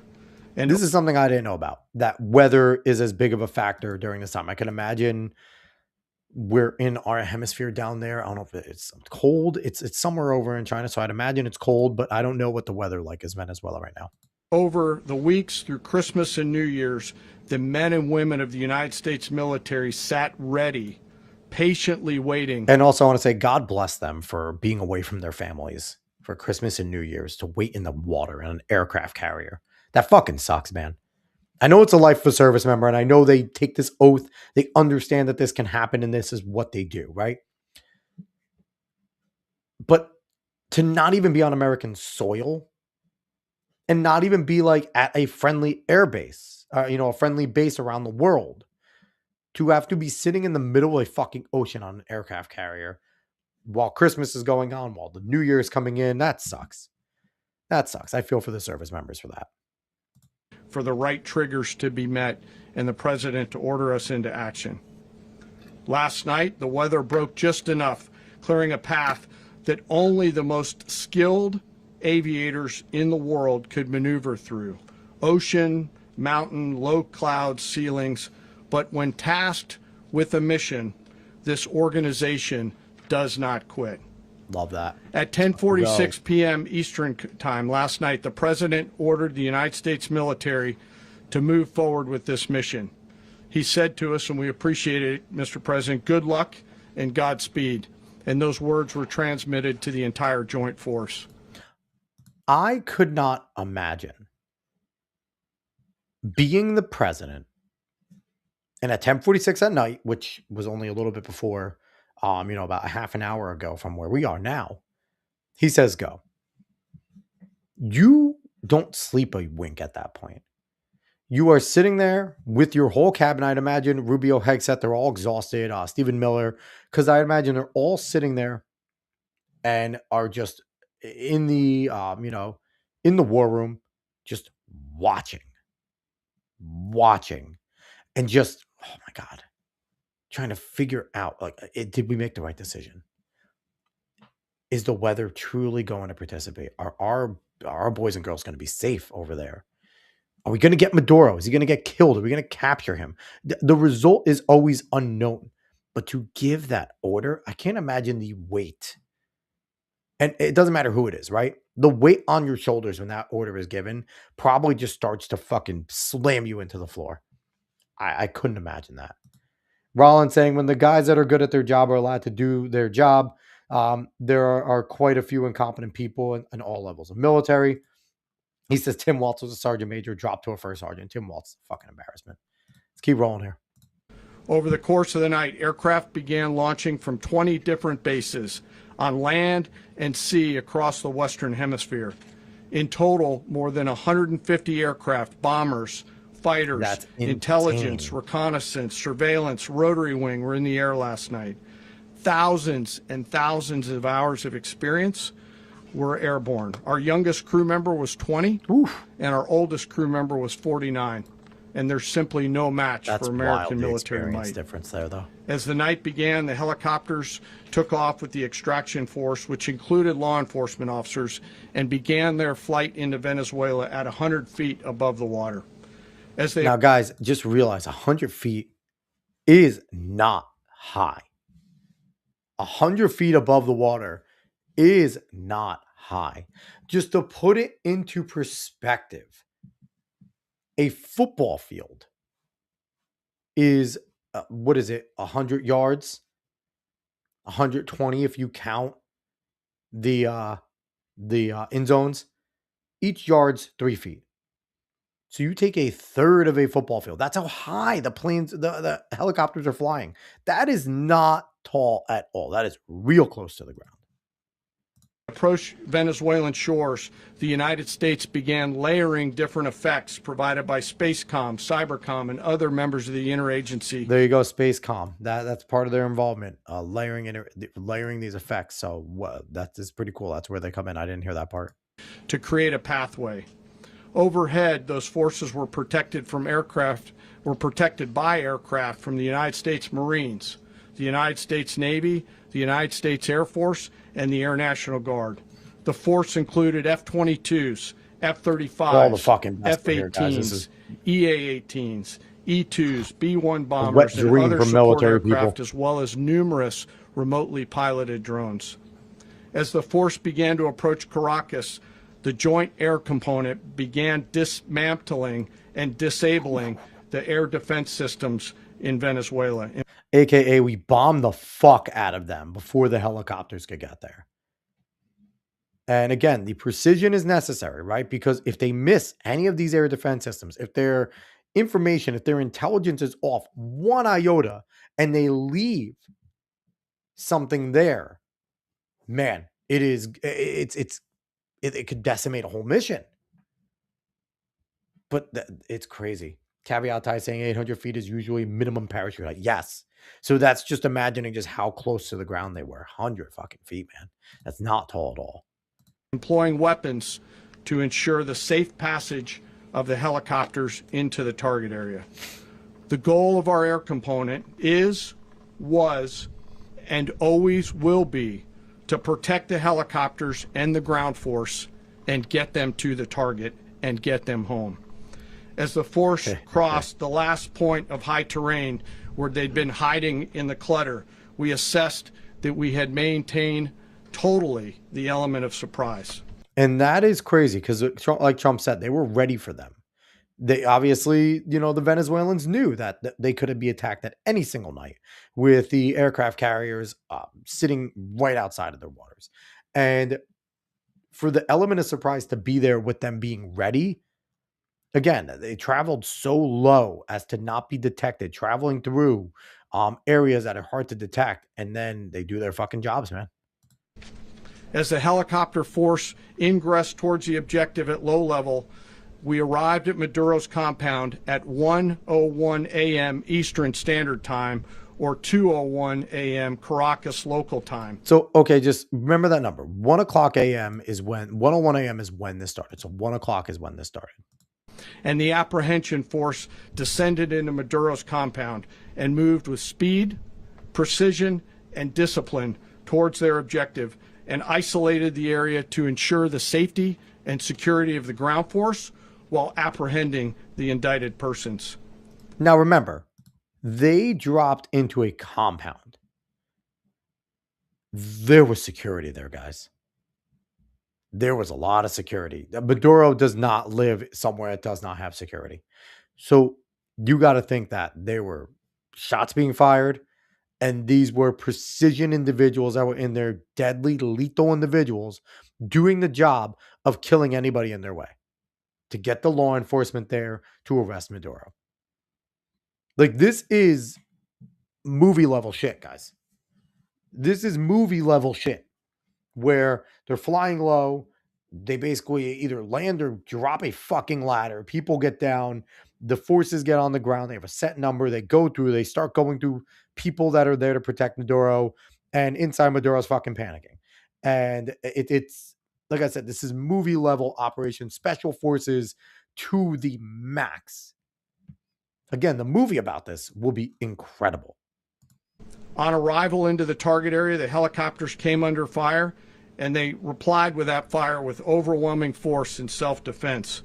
One of our aircraft was hit, but remained flyable, and as the president said earlier today, all of our aircraft came home, and that aircraft remained flyable during the rest of the mission. A testament to how as the built. Operation unfolded at the compound, our air and ground intelligence teams provided real-time updates to the ground force, ensuring those forces could safely navigate the complex environment without unnecessary risk. The force remained protected by overhead tactical aviation. Now, that's just incredible too, to imagine that, obviously that's where, I think, like you said, Roland, the satellite comes in. They're watching to see if this group is going to come under attack. They're in the air with the drones, more helicopters, the planes flying overhead. They're not seeing anything, and they're telling them, you're clear, continue your mission. Keep going after him. And it's, again, the precision and the level of expertise to go in here and do this is wild. Maduro and his wife, both indicted, gave up and were taken into custody by the Department of Justice, assisted by our incredible U.S. military with professionalism and precision. with no loss of U.S. life. After securing the indicted persons, the force began to prep for departure. Helicopters were called in to exfiltrate the extraction force, while fighter aircraft and remotely piloted aircraft provided overhead coverage and suppressive fire. There were multiple self-defense engagements as the force began to withdraw out of Venezuela. The force successfully exfiltrated and returned to their afloat launch bases, and the force was over the water at 3:29 a.m. So here's the thing, and I think people need to realize this. They started this mission at 1:01. They were done with this mission in 2.5 hours. I don't think people understand how quick that fucking is, man. That is an incredibly fast operation. You are sitting there watching Endgame, Avengers Endgame, longer than it took for the military to go in and do a military operation and remove a world leader. And to lose not a single aircraft, a single American craft, and to lose not a single soldier is even more of a miracle. Like that 2.5 hours, that blows my mind that they were able to bring 150 aircraft in, extract somebody, blow up a whole bunch of military places, get this individual, and then get out in 2.5 hours and go back into the water and into the safety of, American aircraft carriers and stuff. That is, again, this is movie level shit. When I heard this part, I was like, whoa, 2.5 hours to successfully, there was resistance, obviously, but there was nothing that slowed them down. They probably couldn't have written up this mission better than how it was executed. They probably had more potential snags written into it and what ifs, because obviously you do what ifs, but they probably had some you have your what ifs, okay, maybe this will happen. And then you have your what ifs of this is more than likely to happen. How do we pivot? And the fact that I don't think they experienced any of this is more than likely to happen outside of, the one helicopter getting hit but remaining flyable. They probably expected that. That was probably one of the definite what ifs. We're going to get fire. More than likely, one of our aircraft will be hit. What do we do? But it remained flyable and was able to go. So it's did they really there seems like there was attempted resistance, but very little at best because of how accurate the operation was. Maduro's Endgame. That's a great title. That could be the fucking title of the movie here. Okay, let's keep rolling. Eastern Standard Time with indicted persons on board. And both Maduro and his wife were embarked aboard the USS Iwo Jima. In closing, what we've witnessed today is a powerful demonstration of America's joint force. We think, we develop, we train, we rehearse, we debrief, we rehearse again and again, not to get it right, but to ensure that we cannot get it wrong. I love that. Our jobs are to integrate combat power so when the order comes, we can deliver overwhelming force at the time and the place of our choosing against any foe anywhere in the world. Such a difference between a military that was worried about offending people, their race, their creed, if they were trans, providing them transitions, putting gay people on the front lines, making sure. What a fucking difference between a military that cares about that as opposed to a military that is trained to be ready to kill. And when that order goes, they go and they execute. Great Wall Buffet. Hello. Nice to see you here. Is Bigfoot real? I could say this. Bigfoot isn't not real because we haven't found Bigfoot. So I don't know. Is Bigfoot a Sasquatch? Is Bigfoot a Yeti? Are they all the same thing or all three of them different? I definitely will direct you to go to one of our former guests, Shane Cashman, Tales of the Inverted World. If you haven't watched that yet, they talk about all type of shit like that. And the Lotus Eaters with Sargon talking about Bigfoot. Sargon certainly believes Bigfoot's real. So you can go over one of those two. They talk about that more. I invite you to hang around here. But if you want to know about Bigfoot in Tales of the Inverted World with Shane Cashman and podcast of the Lotus Eaters, Sargon, they 100% talk about it, and I think they do fully believe it. I don't know. I don't know if Bigfoot's real. Well, he hasn't been caught yet. Good question, though. Thanks. Keep rolling. I'm immensely proud today of our joint force and filled with gratitude to represent them here today. There is simply no mission too difficult for these incredible professionals and the families that stand by them and support them.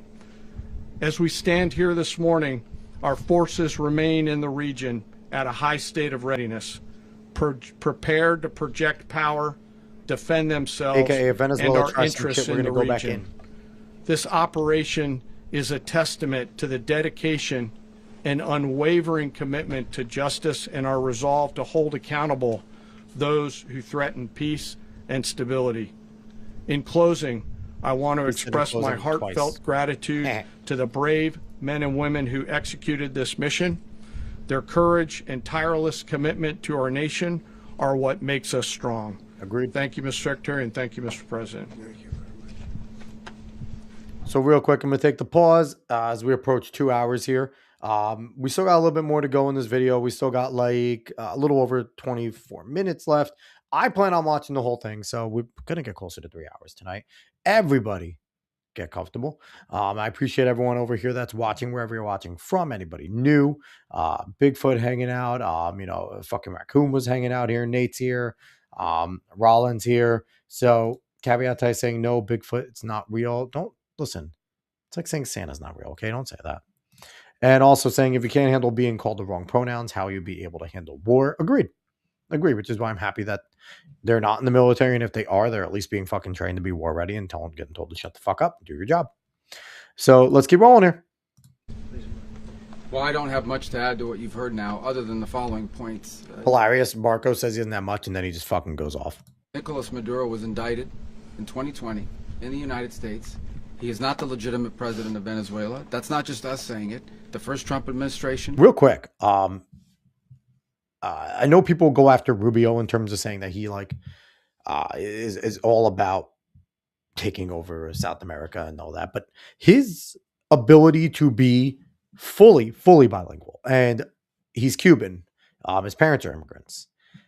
His ability to go in and to culturally be able to understand Hispanics and Latins more, because of his upbringing and his heritage and things like that, is a real weapon that the Trump administration is using. Marco Rubio has shown that he can use brilliantly.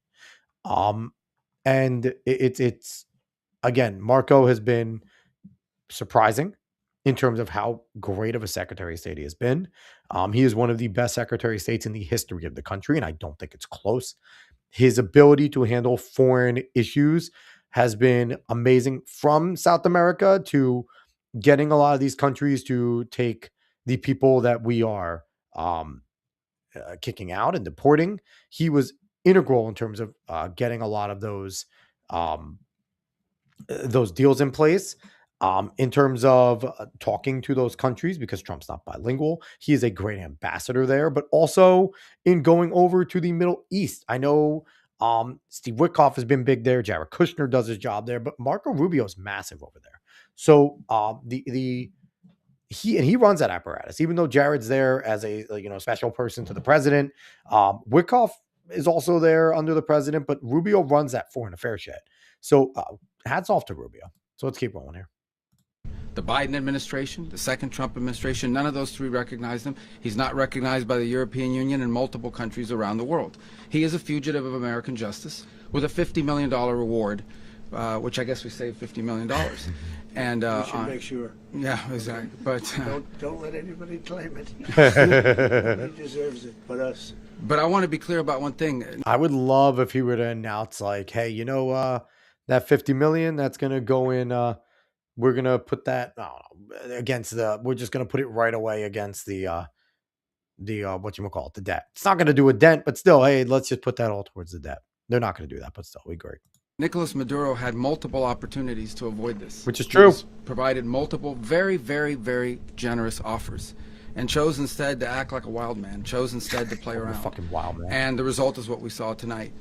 The other message here is the following. You have a guy, like many people around the world, they like to play games. You have a guy who decides he's going to invite Iran into his country, is going to, do the confiscation of American oil companies, is going to flood our country with gang members, is going to take Americans prisoner and try to hold them for hostage and trade them like he was able to do with the Biden administration. Basically likes to play games all this time and thinks nothing's going to happen.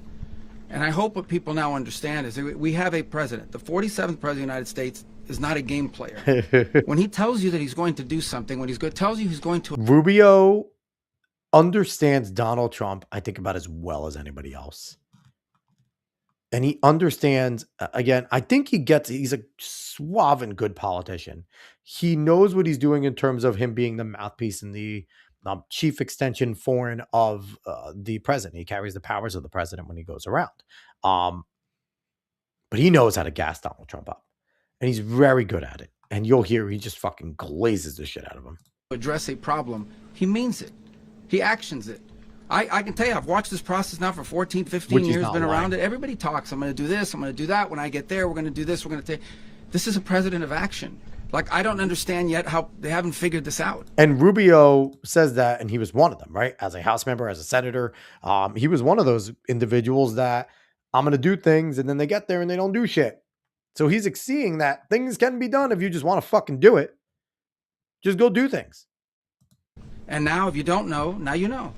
Dropping the biggie line. If you don't know, now you know.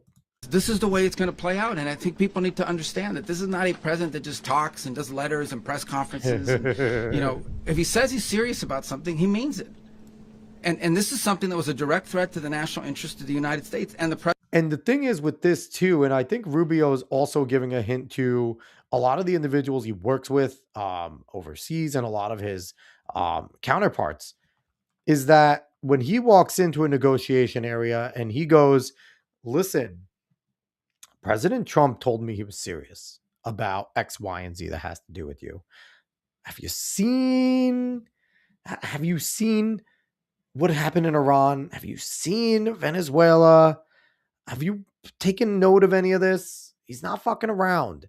I'm ready to present you with the deal. I'm ready to present you with, work with you. He wants to make a deal. He wants to make something. It's not going to be weak for us. It's going to be good. But pay attention. He's not going to mess around. Both Elon, what's going on, Bo? How are you, man? Thanks for stopping by. We're just watching the press conference. We got done listening to the president talk about the Maduro arresting and the bombing. We heard Pete Hegseth. We heard General Kane. Now we're hearing Marco Rubio talk, and I'm kind of stopping and giving my opinion and breaking down here. So I appreciate you dropping in. The president addressed it. There's a president of peace, by the way. I told you what I just said earlier. This guy had multiple opportunities to find his way we heard somewhere about else them, bunch of them and figure out another. He could have been living somewhere else right now, very happy, but instead he wanted to play big boy. And so now, he's got other sets of problems on his hands. And but I think the message here should be for the world. Look, the president doesn't go out looking for people to pick fights with. He's not generally wants to get along with everybody. We'll talk and meet with anybody, but don't. And this is true because he's gotten criticized with talking and meeting with the princes of Saudi Arabia and things like that. He's been critical, but he does meet with anyone. He's met with Xi, he's met with Putin. He's met with Keir Starmer. He's met with Macron. Macron was in power, and he meets with Carney and stuff. Like, he quite literally will meet with anybody and talk to anybody. These aren't empty words. It's not like Rubio saying things that don't match up. The president has done these things before, many a times. Games. Don't play games with this president's in office because it's not going to turn out well. And so I hope that I guess that lesson was learned last night, and we hope it'll be instructive moving forward. Is that a message for Cuba? Mr. President. Mr. President. Now we're going to get into some Q&A. We still have about 20 minutes left of this video. I thought the Q&A was pretty interesting. I'm ready to hang around and break some of it down and hear some of the answers. And I hope you guys are ready to hang around with me. I appreciate everyone here that's watching, wherever you're watching from. If you are new, please make sure you subscribe or follow, depending on where you're watching from, and share this out. Greatly appreciate it. Mr. President, you said that the U.S. is going to run Venezuela. So who's in power right now? Well, we're going to be running it with a group, and we're going to make sure it's run properly. We're going to rebuild the oil infrastructure, which will cost billions of dollars. Now, it's interesting, too, because as he's answering the question, he keeps on going on. We're going to run it with the group, and it's a little vague. They press him a little more, and he kind of reveals a little bit. It'll be paid for by the oil companies directly. They will... Now, he definitely, I mean, the oil companies being quiet about this is miraculous, too, right? Because he definitely talked to all the oil owners and the things like that. And the definitely some of the people that were screwed over in Venezuela many a year ago. And they 100% know generally everything they have to, unless I don't assume that the president, when they're saying all this shit about the oil companies without them knowing, they 100% know their role in the upcoming, change here, which is interesting about how quickly, how much they've known. Have they known for the months that they've been planning this action? And have these oil companies been gearing up to go into Venezuela? How quickly is this turnaround and change going to happen? Be reimbursed for what they're doing, but that's going to be paid. And we're going to get the oil flowing the way it should be. As you know, it was just a minor flow. It was actually a minor flow for what they have. But we're going to run it properly, and we're going to make sure the people of Venezuela are taken care of. We're going to make sure the people that were forced out of Venezuela by this. Could you imagine if Venezuela goes back to being what they can be? Being the oil-rich country that they can be, and their people can thrive, and they can become a fucking vacation destination for Americans and other people around the world because they're a gorgeous country with a beautiful fucking climate. Could you imagine if that place can turn into a hub and a great place to go to and things like that? It would be amazing if this moment is just a massive turnaround. I know that's rose-colored glasses, but man, that would be fucking awesome. And especially since we are as many things that can happen there, especially, we talk about AI as a doom thing, but a country like Venezuela could benefit so much from AI coming in and helping them figure shit out as much quicker than they would have without the implementation of AI. Thug are also taken care of. Mr. President, does the U.S. running the country mean that U.S. troops will be on the ground? How will that work? Well, they always say boots on the ground. So we're not afraid of boots on the ground if we have to have. We had boots on the ground last night at a very high level, actually. We're not afraid of it. We don't mind saying it, but we're going to make that will scare every single libertarian that is watching. We're not afraid of boots on the ground. We've had boots on the ground. That is going to terrify so many libertarians, but at the same time, again, if it's necessary, it's necessary. And if it's not messy, it's fine. If it's directed, if it's, properly done, if you don't want to have that full-on military presence always there and where they're just hanging around, they're sitting ducks. You don't want that. You want everything to be operational. Sure that country is run properly. We're not doing this in vain. This is a very. It sounds like we were talking attack. about Rollin. They're going to go in and they're going to run it. Could have gone very, very badly. Could have gone very badly. We could have lost a lot of people last night. We could have lost a lot of dignity. We could have lost a lot of equipment. The equipment is less important. I was saying, the weight on the shoulders is there. We could have lost a lot, and we're going to make sure that this is proper. We're there now. We're ready to go again if we have to. We're going to run the country right. It's going to run very... the sigh of relief everyone in that fucking war room had to have when they got we have Maduro, we're extracting him now, we're in the air, clearing's happening, we're under fire, blah, blah. And then whatever it took to get back to the water, okay, we are safely on the aircraft carriers, he's on blah, blah, blah, whatever it was. Could you imagine the sigh of relief? And just how much, everyone probably felt like $1 million in that fucking war room. Judiciously, very fairly. It's going to make a lot of money. We're going to give money to the people. We're going to reimburse people that were taken advantage of. We're going to take care of everybody.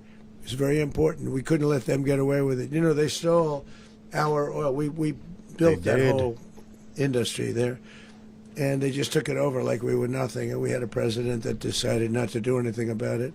So we did something about it. We're late, but we did something about it. Yeah, please. Mr. President, can you explain the exact mechanism by which you're going to run the country? Are you going to designate a U.S. official to coordinate? Yes, it's all being done right now. We're designating people. We're talking to people. We're designating various people, and we're going to let you know who those people are. Mr. President, what's the group you mentioned that would run Venezuela? Well, it's largely going to be, for a period of time, the people that are standing right behind me. Which is crazy. Look at Rubio's face right there. Rubio's face is like, fuck. I have another task. Honestly, I don't know how Marco Rubio does it with all the tasks that he is given. He is, it's crazy, but man.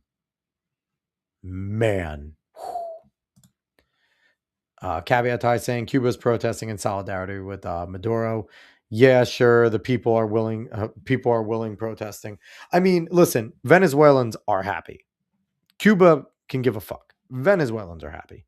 I know that for a fact. And I think that right now the euphoria is there. I hope when the euphoria settles that they continue to want the right things. We'll see what goes on there. We're going to be running it. Oh, another thing. Yeah, it's kind of scary to think that like we're adding another thing that they're going to be running it behind. I mean, we have to get this transition quick. We'll see. We're going to be bringing it back. It's a dead, I talk about a dead country. A year and a half ago, we were a dead Venezuela country. is a dead country. The hottest country anywhere in the world. We're a country doing better than any country anywhere in the world. And it required leadership. Venezuela has a lot of bad people in there, a lot of bad people that shouldn't be leading. We're not going to take a chance that one of those people take over for Maduro. So you can look at, and others, we have fantastic people, including people in the military. So we're going to have a group of people running it until such time as it can be put back on track, make a lot of money for the people, and give people a great way of life, and also reimbursement for people in our country that were forced out of Venezuela. Rubio would be...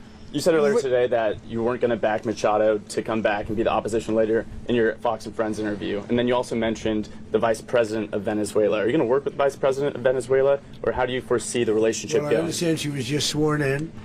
Well, here's the thing. Machado, there is people saying that Machado, in Congress, that Machado is going to be the next president. She's the opposition leader.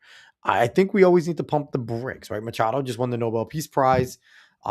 Anytime the Nobel organization is willing to give something to somebody like that as a big pivot, it's crazy. I don't know the background of Machado really enough. I'm always wary of revolutionary leaders. That's just how I operate. So I don't know her background much. But she was, as you know, picked by Maduro. So Marco's working on that directly. He just had a conversation with her. And she's essentially willing to do what we think is necessary to. So right now, what they're saying is Marco Rubio talked to the vice president, and she's willing to currently be a puppet for now of the United States. That's all that's being said. Make Venezuela great again. Very simple. Mr. President, Colombian President Gustavo Petro, a couple weeks ago, he said he's got to watch his ass. And today he said he's not concerned about anything happening to him in the aftermath of this operation. So just what your message is about that. Well, he has cocaine mills. He has factories where he makes cocaine. And yeah, I think I stick by my first statement. He's making cocaine. They're sending it into the United States. So he does have to watch his ass. So the bottom line with that is, the Colombian president's not going to show cowardice. But you fucking know that right after or while this was happening, he was going to his Secretary of State, get on the phone with Marco now. Call Marco. Ask him what the fuck. What is going on? Call him. And I guarantee, like the showman they are, they saw it pop up and Trump's like, don't answer. Let him sweat. And I don't know if they've answered yet.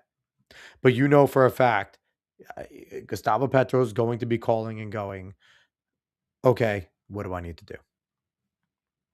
It's gonna, and this is the ripple effect right here. What do I need to do? I'm telling you, it's gonna happen because these individuals like being in power, and we'll find out how much the cartels own Gustavo Petro, because we can either be their greatest ally and help them out with that type of shit, or we could be their biggest enemy, and they're finding that out quickly. Mr. President, did you notify any members of Congress in advance? Marco, do you want to talk about that? Because you were involved in it. Sure. We call members of Congress immediately after. This was not the kind of mission that you can do congressional notification on. It was a trigger-based mission in which conditions had to be met night after night. We watched and monitored that for a number of days. So it's just simply not the kind of mission you can call people and say, hey, we may do this at some point in the next 15 days. But it's largely a law enforcement function. Remember, at the end of the day, at its core, this was an arrest of 2 indicted. And this is where they're getting around the act of war, right? Because the boats were, a presidential police action, and that comes to an end after, I think it's like 90 days. He's allowed to do whatever the fuck he wants, 30 days, something like that. I forget the number. But outside of that, then he has to come back to Congress and be like, hey, I'm still want to do these operations. It's a military operation. Now I need permission. They're getting around it with the law enforcement. And that's what indicting Maduro and his wife in 2020 does. Because now this becomes, this is a high profile target that we're going into arrest, and we're going to need military backing to do it. So this is, you could say what you want. People say Trump is dumb, Hegseth is an idiot, blah, blah, blah. There are some good minds in this Trump administration right now, because they are thinking, between people like Rubio, Stephen Miller, Hegseth, General Kane, they are thinking of every which possible way legally to go and do this type of stuff. Now you have rogue judges who make stupid rulings that the Trump administration should just fucking ignore. But they are trying to do this the best way they can, man. Fugitives of American justice, and the Department of War supported the Department of Justice in that job. Now, there are broader policy implications here, but it's just not the kind of mission that you can pre-notify, because it endangers the mission. If I can add one thing to that, Congress has a tendency to leak. This would not be good. If they leaked, General, I think it would have been maybe a very different result. But I have to say, they knew we were coming at some point, We had a lot of ships out there. They sort of knew we were. I love that shot. They have the tendency to leak. They have the tendency to leak. But Congress will leak, and we don't want leakers. Mr. President, you were one of the only people to watch this all play out live. What was Maduro doing when the U.S. forces entered what I assume would be his home? And also, was there any point where the U.S. was considering if Maduro pushed back or resisted killing Maduro? It could have happened. It could have happened. He was trying to get into a safe place. You know what a safe place is, all steel. And he wasn't able to make it to the door because our guys were so fast. They went through the opposition so fast. And there was a lot of opposition. People were wondering, do we get them by surprise? Sort of surprised, but they were waiting for something. It was a lot of opposition. There was a lot of gunfire. You saw some of it today. Yeah, if you're Nicholas Maduro, you talk about sleeping with one eye open. I don't know how Nicholas Maduro slept over the last 6, 7, 8 months with the United States essentially knocking at their door. And then he was trying to play nice, like, oh, we're great pals. We're gonna have a great, like he's been trying to play nice with his public statements after being so strong-willed. Like, the man definitely wasn't sleeping well. But he was trying to get to his safe place, which wasn't safe because we would have had the door blown up in about 47 seconds, they say on average, regardless of how thick the steel was. It was a very thick door. It was a very heavy door, but he was unable to get to that door. He made it to the door. He was unable to close it. So where is Maduro going to be? Go ahead, finish. Where is Maduro going to be in the time being right now? Do you know his exact whereabouts? Well, eventually, ultimately, in the near future, he's going to be brought to New York. And where is he going to be held? Where is he going to be held in New York? Do you know? That's going to be up to the officials that do these things. Mr. President, the U.S. has something of a mixed track record of ousting dictators without necessarily a plan for what comes afterwards. Did that weigh on your decision making? Well, that's when we had different presidents, but with me, that's not true. With me, we've had a perfect track record of winning. We win. The thing is, it's a question about regime change, and Trump does a very good job weaving here, but it is a fair question. We have a terrible track record of regime change. It never works. It never, ever, ever works. So this is where the biggest criticism is valid and will come in. It never fucking works. We'll see. A lot, and we win. If you look at Soleimani, you look at al-Baghdadi, you look at the Midnight Hammer. Midnight Hammer was. I mean, he's going back incredible. To right now, you wouldn't have peace in the Middle East. We have essentially peace in the Middle East because of that. If we weren't successful with Midnight Hammer, you wouldn't have peace in the Middle More East. More peace, I guess, is the way to say it. With me, you've had a lot of victory. You've had only victories. You've had no losses. Yeah. How long do you expect the U.S. to run Venezuela, and how soon do you want the Venezuelan people to hold elections? So I'd like to do it quickly, but it takes a period of time. You know, we're rebuilding. We have to rebuild their whole infrastructure. The infrastructure is rotted. It's actually very dangerous. It's blow-up territory. Oil is very dangerous. So it sounds, with this too, it sounds like Trump is saying when we can get them back on an economic footing, because right now their economy is fucking terrible.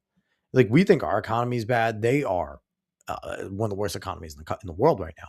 So what he's saying essentially is we want to get their oil back because we want to get their economy back. Because if we can get their economy back, then from there we can have elections, because then the people will be able to make a choice based off of who's going to give them the most comfort and who's going to run the country the best way, not out of desperation. We want to get the people in a spot where they're not desperate anymore, because desperation, you don't always make the best choice when you're desperate. It's a very dangerous thing to take out of the ground. It can kill a lot of people. It has killed a lot of people doing just that. The infrastructure is old. It's rotted. Much of it is stuff that we put there 25 years ago, and we're going to be replacing it. And we're going to take a lot of money out so that we can take care of the country. Are you saying that Secretary Rubio and Mr. President, China, Russia, and Iran have interests in Venezuela. Yes, how does this operation affect your relationships with them when it comes to the oil China and drugs? and Russia, Russia when we get things straightened out. But in terms of other countries that want oil, we're in the oil business. We're going to sell it to them. We're not going to say we're not going to. In other words, we'll be selling oil, probably in much larger doses, because they couldn't produce very much because their infrastructure was so bad. So we'll be selling large amounts of oil to other countries, many of whom are using it now, but I would say many more will come. Are you saying that, Mr. President, are you saying that? Mr. President, thank you. What is your message to the people of Venezuela today? Of course, the civilian population specifically, they have a lot of questions. What is your message to the people of Venezuela? That you're going to have. So real quick, I think it was interesting what he said. We're willing to sell oil to anybody. We're willing to sell to Russia. We're willing to sell to China. And we're in the oil business, and a little vague on where the lines are going to be drawn between America taking all the fruits versus giving it back to Venezuela. This is why I am calling Venezuela a colony currently, because they're going to get a cut and we're going to take a cut, and we're probably going to take a bigger cut. So this is why I'm saying they're a colony. But it's interesting. What he's basically saying there is we have these countries by the balls, that we now control everything. We control the energy. And I know China's building a fuck ton of coal plants. They're building nuclear sites. So they're trying to get independent, but they still aren't, because they still need a lot of oil to run these types of things. Because, oil runs their machinery and stuff. So he's basically, in terms of a geopolitical thing, putting them in check and saying, we now have control of one of your biggest oil sources, and we're about to unleash it. And if you want any of it, you got to go through us. And that's big. It's very big. Peace, justice. You're going to have some of the riches that you should have had for a long period of time. It was stolen from you. But you're going to have peace, and you're going to have safety. You're going to have justice. You're going to have a country. You're going to have a real country. You're going to have potentially a great country. If you go back 20 years, maybe even a little longer ago, it was a great country, and they destroyed it. Remember, I said that if we lose this election, the United States will be Venezuela on steroids. That's what would have happened. Had we lost the election, the 2024 election, we suffered so badly. When you look at the border from 2020, what they did, what Joe Biden administration did to our country should never be forgotten. But if we had to go through another year of that, we wouldn't have. We would be exactly where Venezuela was. Imagine what would be going on now. Holy shit, if Kamala had won. Just take a second. We'd still be sending every single bit. This arsenal that we use today would have been in Ukraine. I'm 100% convinced we would have been in Ukraine. The October 7th attack, we wouldn't have done shit to help Israel there. We would have feigned helping them. We wouldn't have helped them. The world would have been so different if Kamala. It would have been such a fucked up place, man. It would have been so bad. In terms, I used to say, if they win, we're going to be Venezuela on steroids, and that's what would have happened. President, thank you. Are you saying that Secretary Hegseth and Rubio are going to be running Venezuela, and will you be sending in U.S. military They're troops going to to be a provide? team that's working with the people of Venezuela to make sure that we have Venezuela right. Because for us to just leave, who's going to take over? I mean, there is nobody to take over. This is the truth. You have we did the action, vice president who's been appointed this is by what you were Maduro, talking about, Rollin. And right now she's the vice president. And you're she's, going to have a great country. country. She was sworn as president just a little while ago. She had a long conversation with Marco, and she said, a beautiful we'll do whatever country. you need. Absolutely, I think she she'll was quite fucking say gracious, that. but she really doesn't have a choice. We're going to have this done right. We're not going to just do this with Maduro, then leave like everybody else, leave and say, let it go to hell. If we just left, it has zero chance of ever coming back. We'll run it properly. We'll run it professionally. We'll have the greatest oil companies in the world going. Now, here's the thing. The longest military engagement, and I'm considering this now a military engagement, right? Because we're going to have to be on our heels. Yes, they're a colony now, but there's going to be Maduro factions and individuals that will want Maduro back. The longest military engagement that under Trump's tenure so far has been when he first got into office, I think it was 2.5 years to decimate ISIS. I know ISIS is popping up with attacks, but for all intents and purposes, them as a major power, we took away all their area and we fucked them up. They're around, but they're small little insurgency groups. They don't have the power they had. So it took them about 2.5 years to decimate ISIS, where it took Obama, 6 years, I think it was, to get 50% done, and Trump did the other 50%. So that was his longest. So now the timer starts now. The timer started during this attack on if this is going to become his longest military engagement. How quickly can we get Venezuela back on their feet? Because now we are in that danger territory of there's going to be groups that are going to try with, military people. There's going to be insurgency groups, the cartels. The cartels are insurgencies. There's going to be a lot. And there's a lot of interest in the region in keeping Venezuela the way they are. So this is going to get very interesting, and we're going to see if this becomes President Trump's longest military engagement. And invest billions and billions of dollars and take out money, use that money in Venezuela.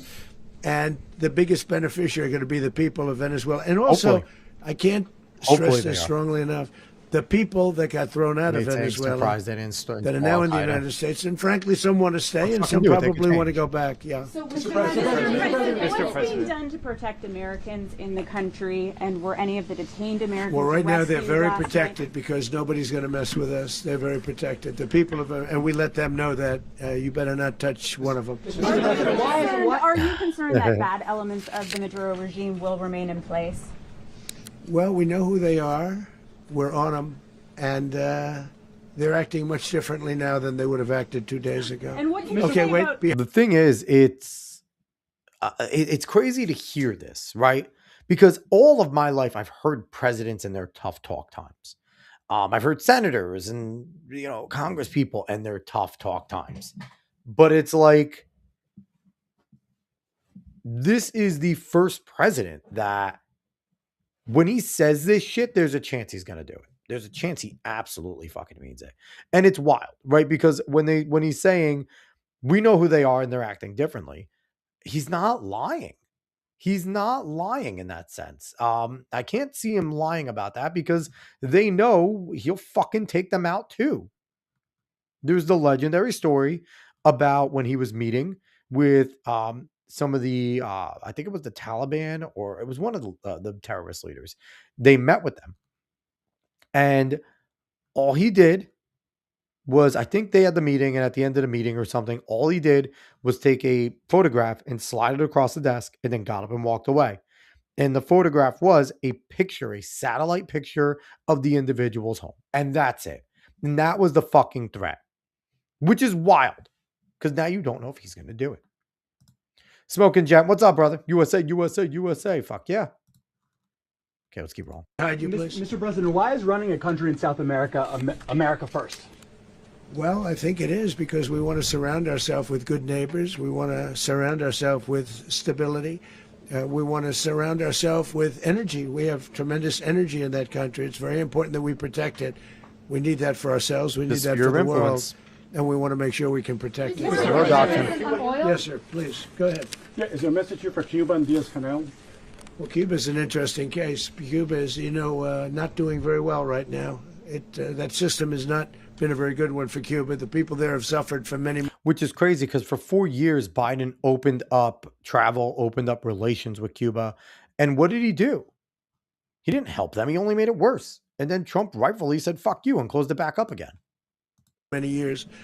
And I think Cuba is going to be something we'll end up talking about because Cuba is a failing nation right now, very badly failing nation. And we want Now, here's the thing. I do not want to go into all these countries and do regime change everywhere. I think that would be an absolute mistake if we go into Colombia and then we go into Cuba and then that's a mistake. Hopefully this is the one and this will cause the region to kind of reset. It usually doesn't work that way, but the last thing I want to do is to jump around and just regime change. That won't work. That'll be fucking terrible. You'll make the people resent you because then you're just going to be installing your own puppets. And that's not what I want for our country. And we don't want that happening. That does start the forever wars. And then we get into some shit. And now it's 5, 6, 7 presidents deep. The neocons win more and more and more. We do not want that. Help the people. It's very similar in the sense that we want to help the people in Cuba, but we want to also help the people that were forced out of Cuba and living in this country. Do you want to say something about that, Marco, please? Well, I mean, I just gave you a statement a few minutes ago about, when the president speaks, you should take him seriously. Suffice it to say, Cuba is a disaster. It's run by incompetent, senile men, and in some cases, not senile, but incompetent nonetheless. It has no economy. It's in total collapse. And by the way, they were, all of the guards that helped protect Maduro, this is well known, their whole spy agency, all that were full of Cubans. Which is wild. I mean, it's amazing. This poor island took over Venezuela in some cases. One of the biggest problems that Venezuelans have is they have to declare independence from Cuba. They tried to basically colonize it from a security standpoint. So, yeah, look, if I lived in Havana and I was in the government, I'd be concerned, at least a little bit. Are you cutting off the oil flow to Cuba from Venezuela? Sitting there and going, motherfucker, you better get in line. Like, the thing is, Rubio is much more subtle than Trump in a lot of ways, but Rubio speaks to other politicians and the other Secretary of State and the other world leaders more than he's speaking to the American people. What he's saying there, like you said, if I'm in the government of Havana, I'm worried. Like, they hear that and they're just like, whoa, we got to figure out what to say here and what to do. And we got, again, Marco knows when he makes these statements, his phone is ringing, man. Like he knows what he's doing to himself.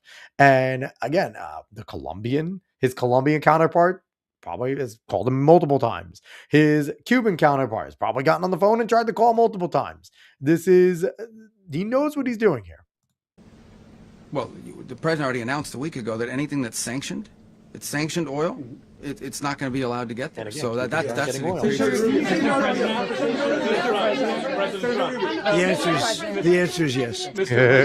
And really quick, just to remind you, the answer is yes. Cubans are not getting any fucking oil. That's massive. That is massive. Aware of the location of opposition leader Machado, and have you been in contact with her? No, we haven't. No, we haven't. Mr. President, on Monday. I think it would be very tough for her to be the leader. She doesn't have the support within or the respect within the country. She's a very nice woman, but she doesn't have the respect. See, that's a statement that is, because again, there were some congressmen that were saying that she's going to be the next president, blah, blah, blah, and they were guaranteeing it.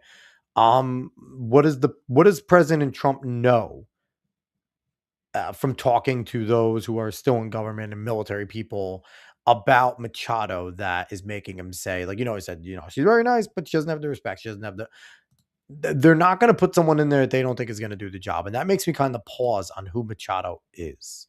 Again, a revolutionary is not somebody that I'm truly trusting. Even if they're saying the right things now, they always say the right things right away. what the U.S. ends up administrating Venezuela for years, Well, it won't cost us anything because the money coming out of the ground is very substantial, so it's not going to cost us anything. So the U.S. isn't going to dedicate we will. money to... Well, we want safety there. We want to be surrounded by don't like that answer that we are again housing saying we're a colony. Our enemies all over the world. That's what was happening, and you don't want to have that. But we're going to be rebuilding, and we're not spending money. The oil companies are going to go in. They're going to spend money. We're going to take back the oil that, frankly, we should have taken back a long time ago. A lot of money is coming out of the ground. Again, this is concerning because he asked, "Are we going to be an administrative position for years to come?" And he didn't say no, which may be his way of projecting to the Venezuelan people that he wants on his side. Like, hey, we're not going to leave you.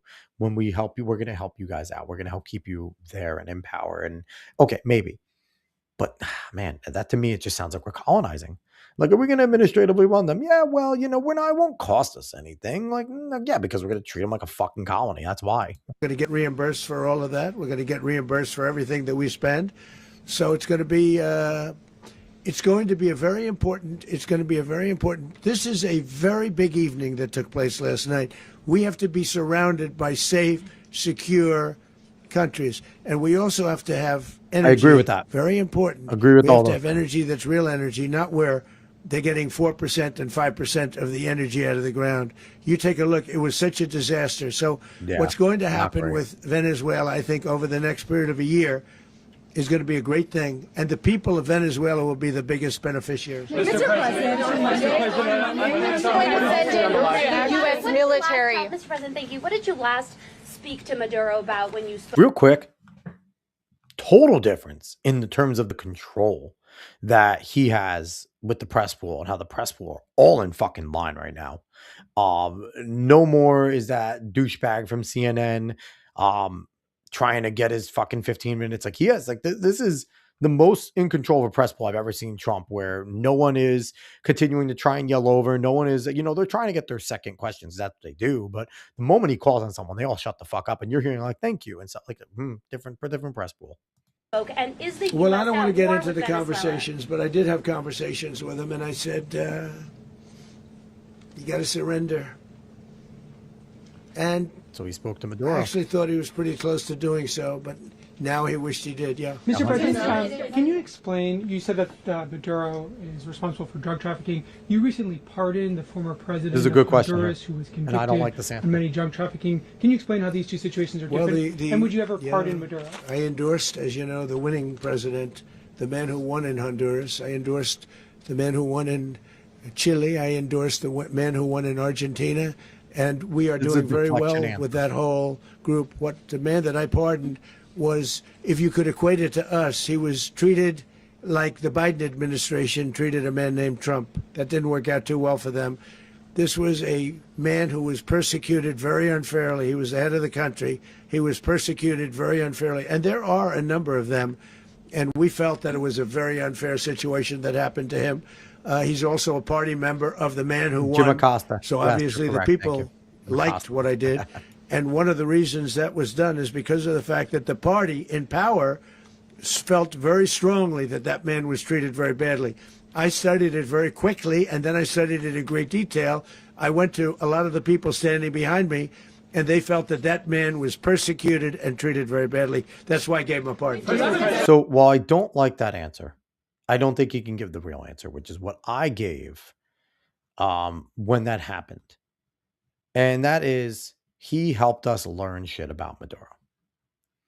Because there's no doubt in my mind that Honduras was a puppet of Cuba and, Venezuela in terms of what they were doing, and definitely with the drugs and in coordination with cartels, because a lot of the places in that region are puppets of Venezuela, and they were. So I truly think the reason why the pardon happened, maybe he was persecuted unfairly. I don't know enough about Honduras. I don't fucking care about Honduras. Maybe he was persecuted unfairly, but he was, brought here on drug charges in terms of trafficking, similar things that we were going after Maduro. So the question's a fair question. I think what really happened is he was like, hey, I can give you some information about their operations.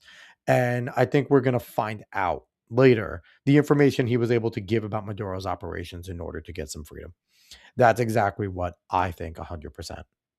Mr. President, you referenced boots on the ground earlier. Can you just sort of button this up? Do you envision the U.S. military having a presence in Venezuela as the U.S. runs that country? Well, no, we're going to have a presence in Venezuela as it pertains to oil, because we have to have, we're sending our expertise in.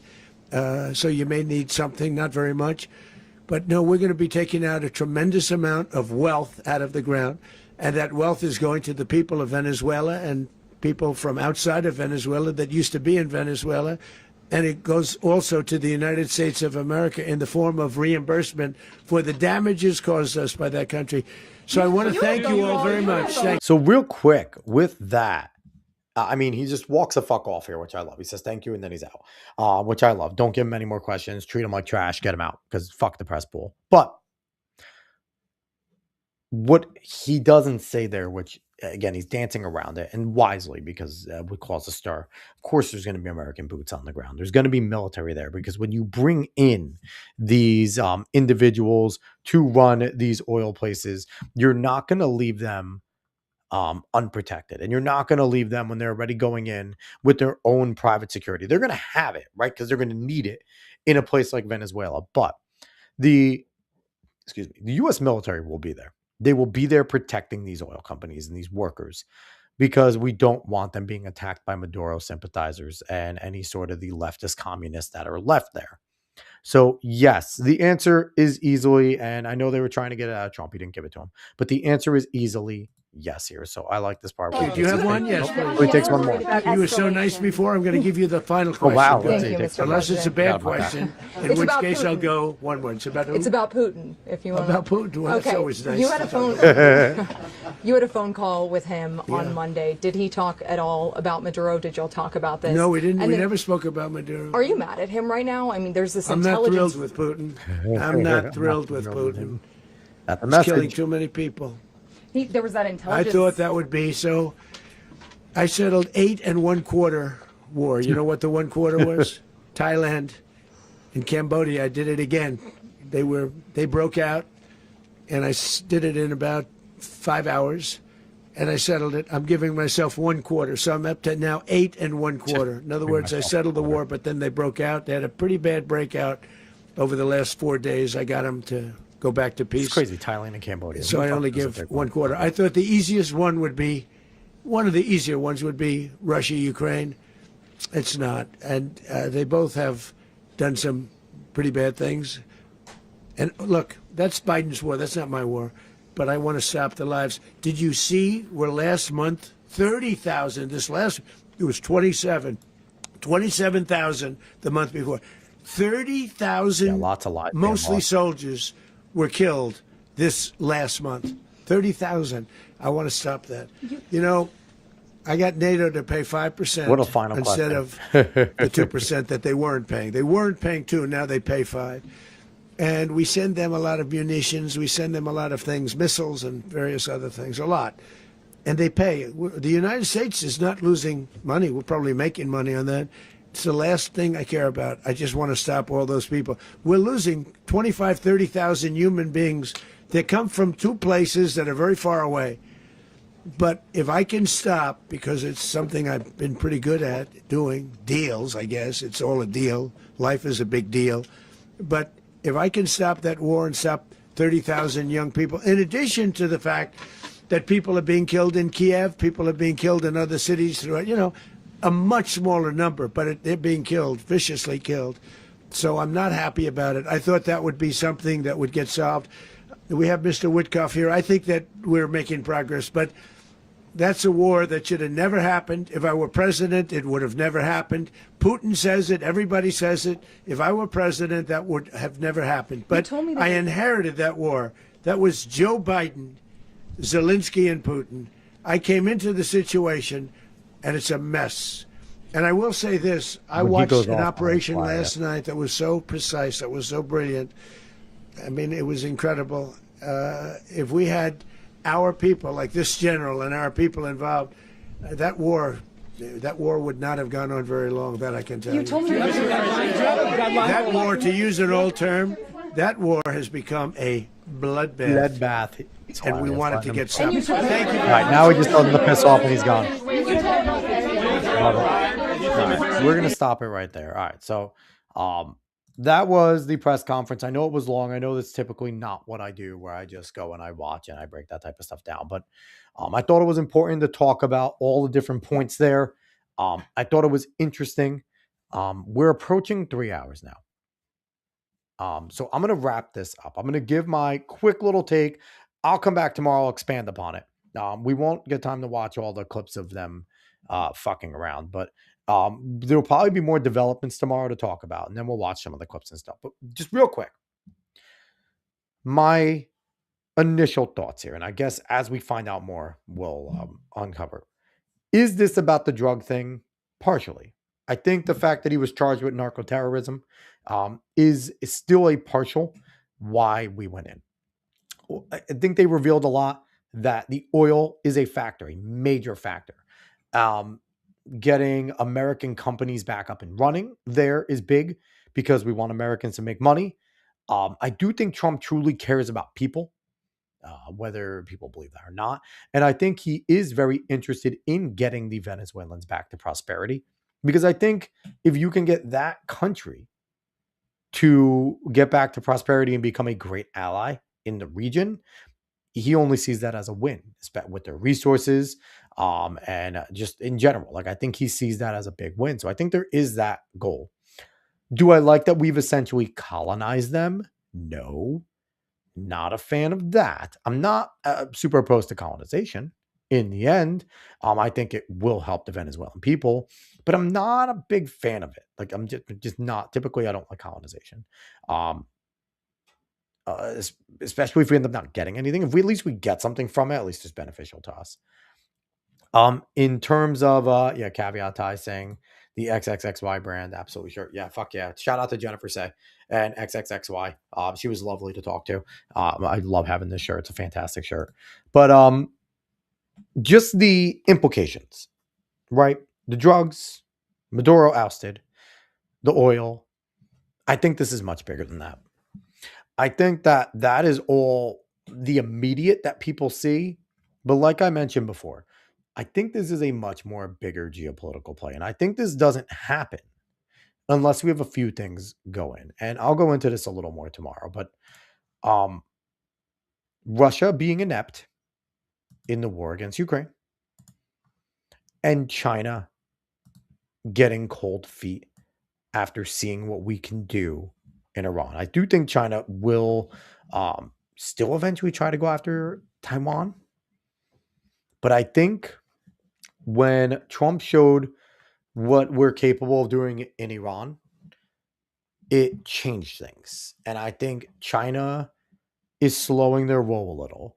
And I think Russia showing their ineptitude gave Trump also, people like Trump in the administration, the green light to kind of just go and do whatever the fuck we want.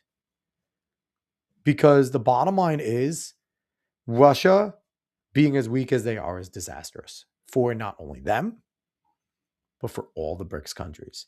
I'm going to leave it at that because I will expand upon that tomorrow.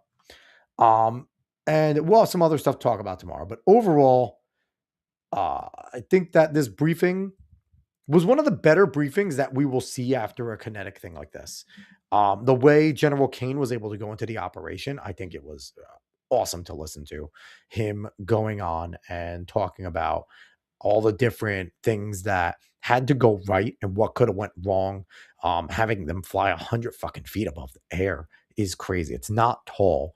To have no American lives lost in an 150 aircraft operation, not a single equipment destroyed. One of them hit, but able to fly, to be able to get in and get out in 2.5 freaking hours.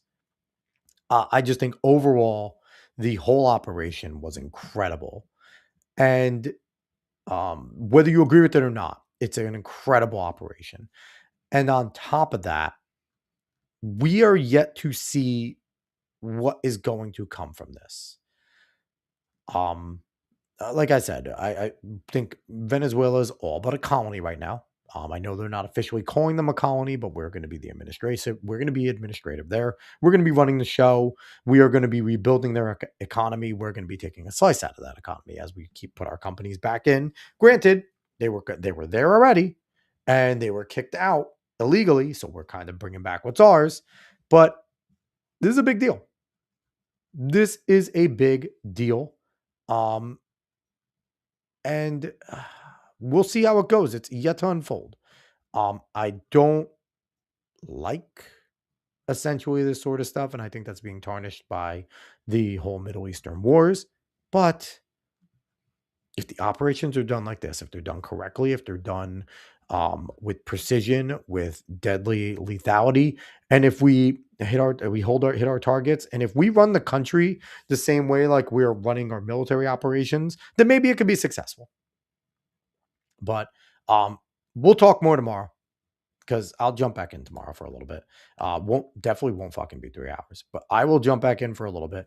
And by then we'll definitely have some more information and more applications. So obviously, Rollin, Caveat Ties, I want to thank you for hanging out. Nate, as always, thanks for hanging out. Anybody new, Random Fucking Raccoon, you were here earlier. Thank you.